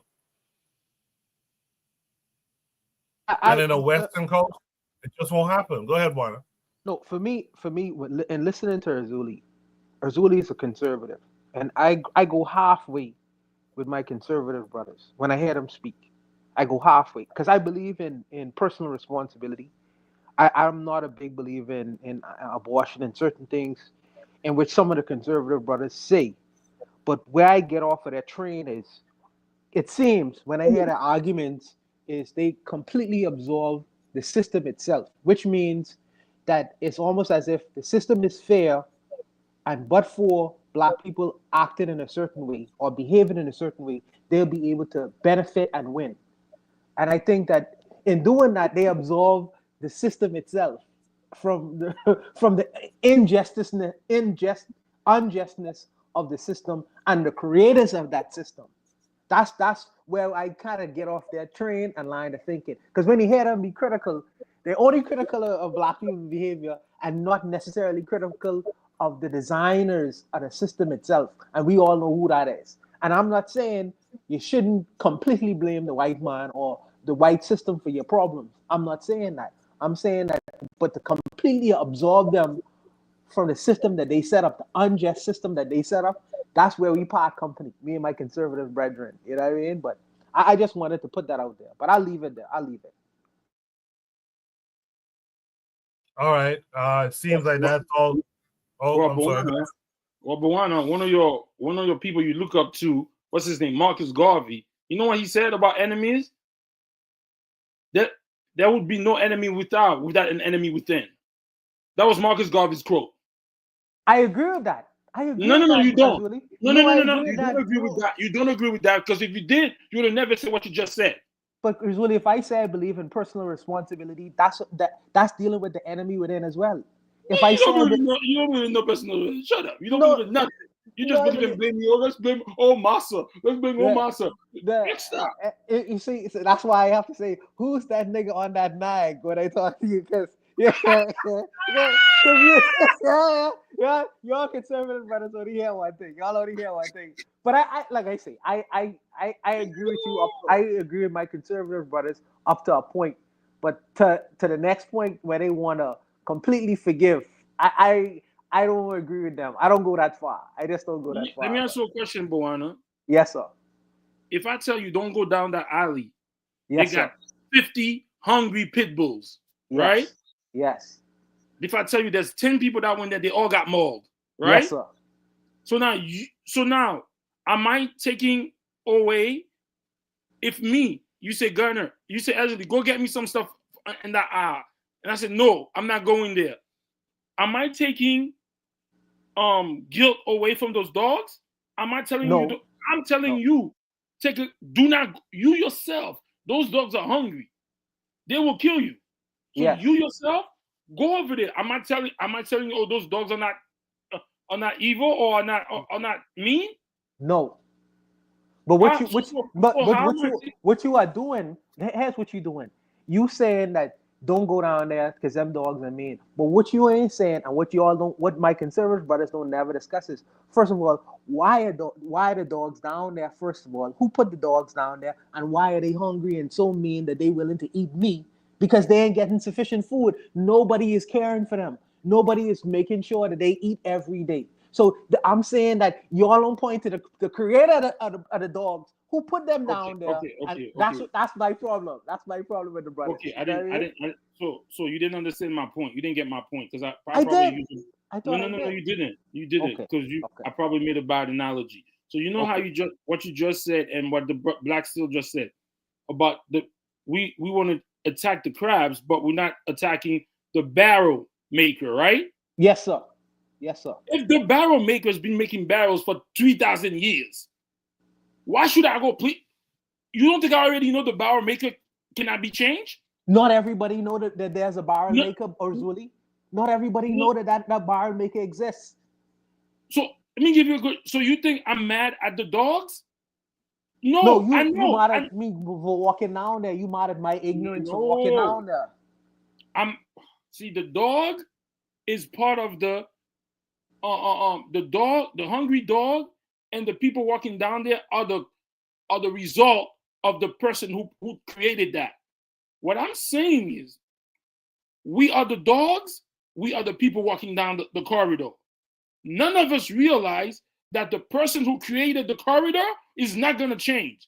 Me, I'm not, because I'm telling the dogs to stop biting the people, and I'm telling the people stop walking in the corridor.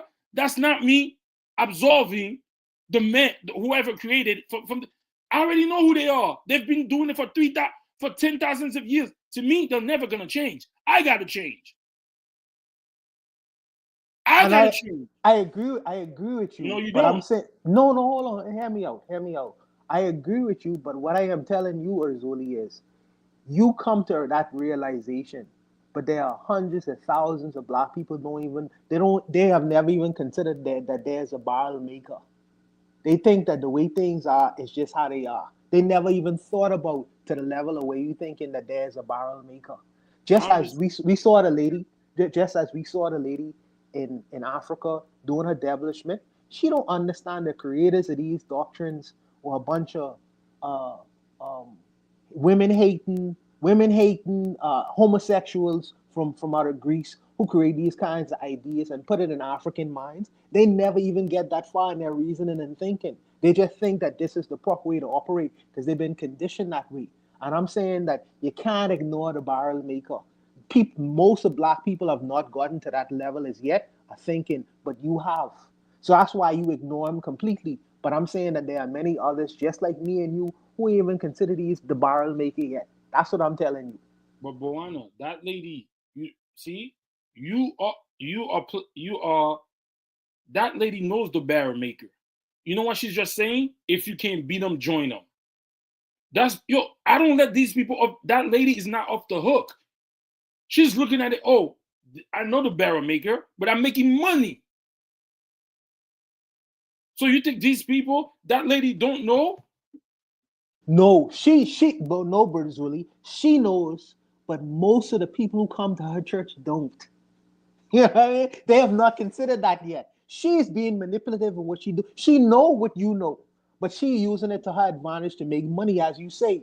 But the people who she drawing in, they don't know. Just like Jim Jones. Jim Jones knew certain things, but most of the people, the 900 people he get to commit suicide, they didn't know. So they follow him in death. Buana, could you accept the fact that maybe this woman is a true believer and she really does believe if your child stays up late, he's possessed by Satan? Could that be a possibility? She could be, and still be a person who is drawn and given to money, or she could be a shyster and a huckster who knows better. She knows better, but she's still using religion as a tool to enrich herself. So she could be one of the, just like TD, you have your TD Jakes out there, who I believe is a true believer. Then you have your Benny Hins, who is a shuckster, and he don't even believe in the religion, but he uses it as a tool to enrich himself. Both of them. TD is a true believer. He was at the Diddy party. Come on, boy. Not see. Boy, I don't know. You was at the Diddy party. You was at the Diddy party too. So I don't know who was there. So obviously you was there on the NAG. They got a picture of him and Diddy holding hands. What you mean? No, he's a pastor, bro. I don't think he was. That's a whole other conversation. That's a whole other conversation. Wow. All right, guys. Great conversation tonight. We'll do it again next week. I know it's Thanksgiving for some people, but I plan to be here. Hopefully you guys plan to be here too, if you can. Before anyone leaves the panel, please, it's time to give you shout outs for the week. Let me start with Anthony McPhail. What will your shout outs be this week, sir? Man, okay, my shout out's gonna be, man, to everybody on the panel, man, to you, Koku, to everybody on the panel, all the brothers on the panel, to our sister Lero, and to the revolutionary matron.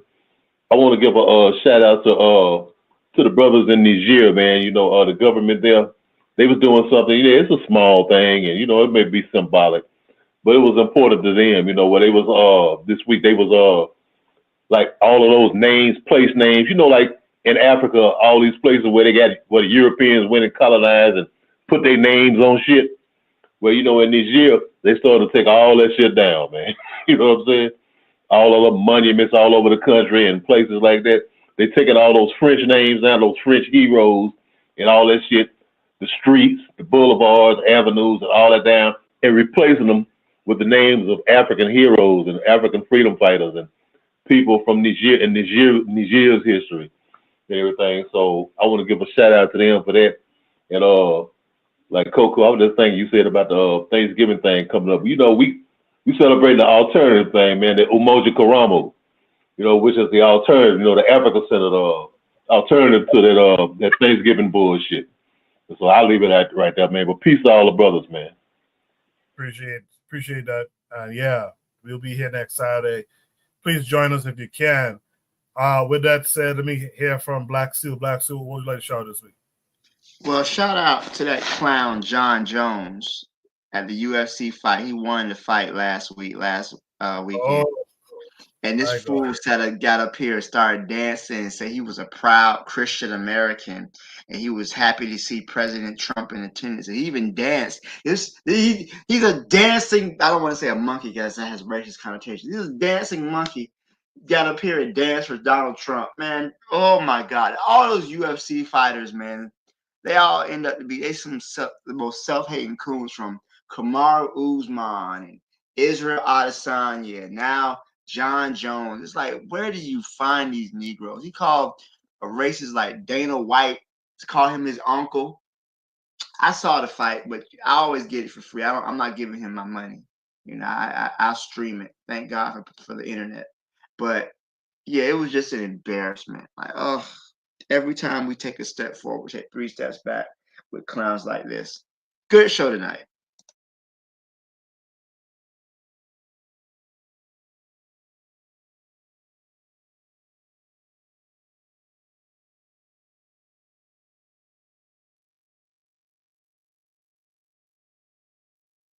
Oh no! Hey, sure.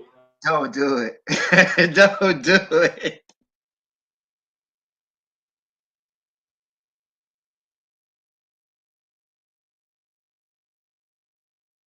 Would you have that same feeling if you was dancing for Kamala? I don't understand. Yes, I would. Yes, I Most would. of Don't most listen. You of you won't would listen, Azula. You don't catch me in that. No, no, no, no, no, no. that would Not have been unfair. today. Not today. Like Dikembe Mutombo said, not today. Oh, shout out to him. He passed away recently. Shout out to Dikembe Mutombo. A lot of people would have been like, "Hey, come on, yo." Now y'all want to call? I'm not one of those people though. So don't you ask me a question. I'm not one of those people. Yeah. Fuck her. Well, most maybe not you, but I know a bunch of people in this would have been like, "Oh yeah, now you have a problem with my man. Yo, he won his fight, yo. He won a fight. He can't do a little dance. Shit." Yeah, but didn't he? But it's really didn't he give President Trump his belt, bro? I mean, you do the fight, you can give the president your belt. What if he has given the belt to Kamala?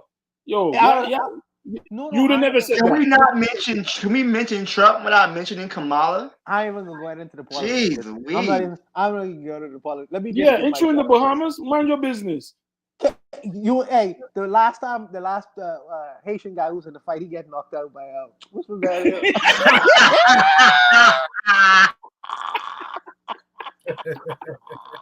Yo, what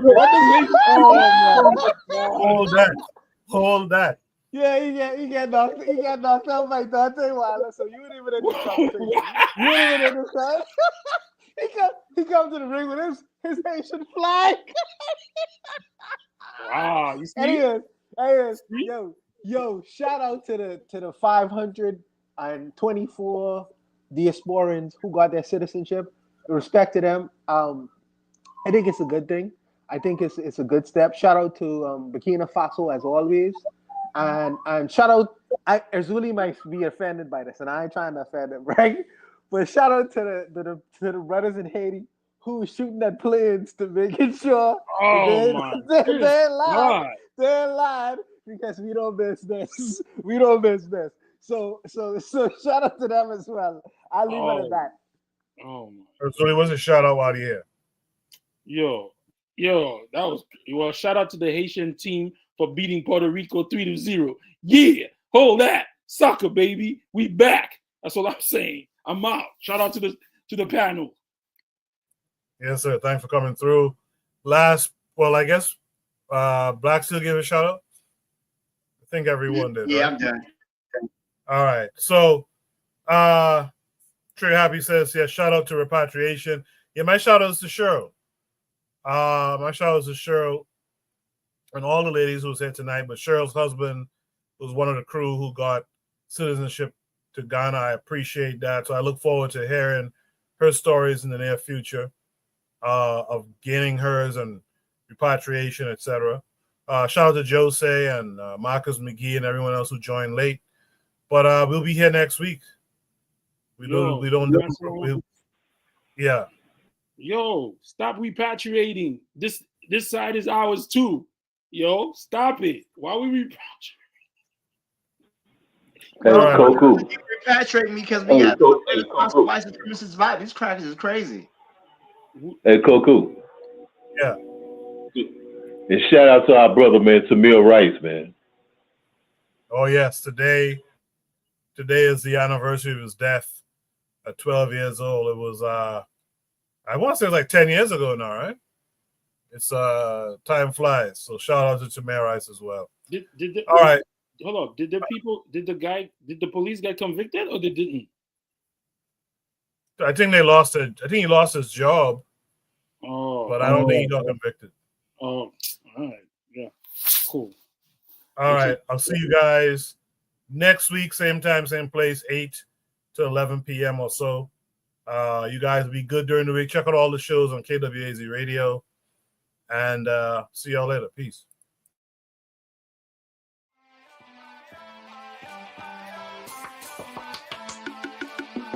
Thanks for listening to the Bitter Medicine Podcast with your host, Koku.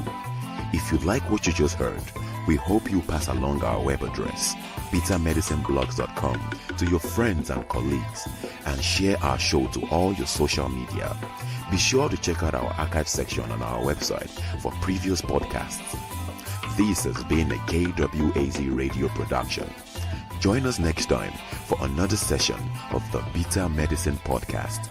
Follow us on Facebook at Bitter Medicine Show, Twitter, Bitter Meds, Tumblr, Bitter Meds, Instagram, Bitter Medicine.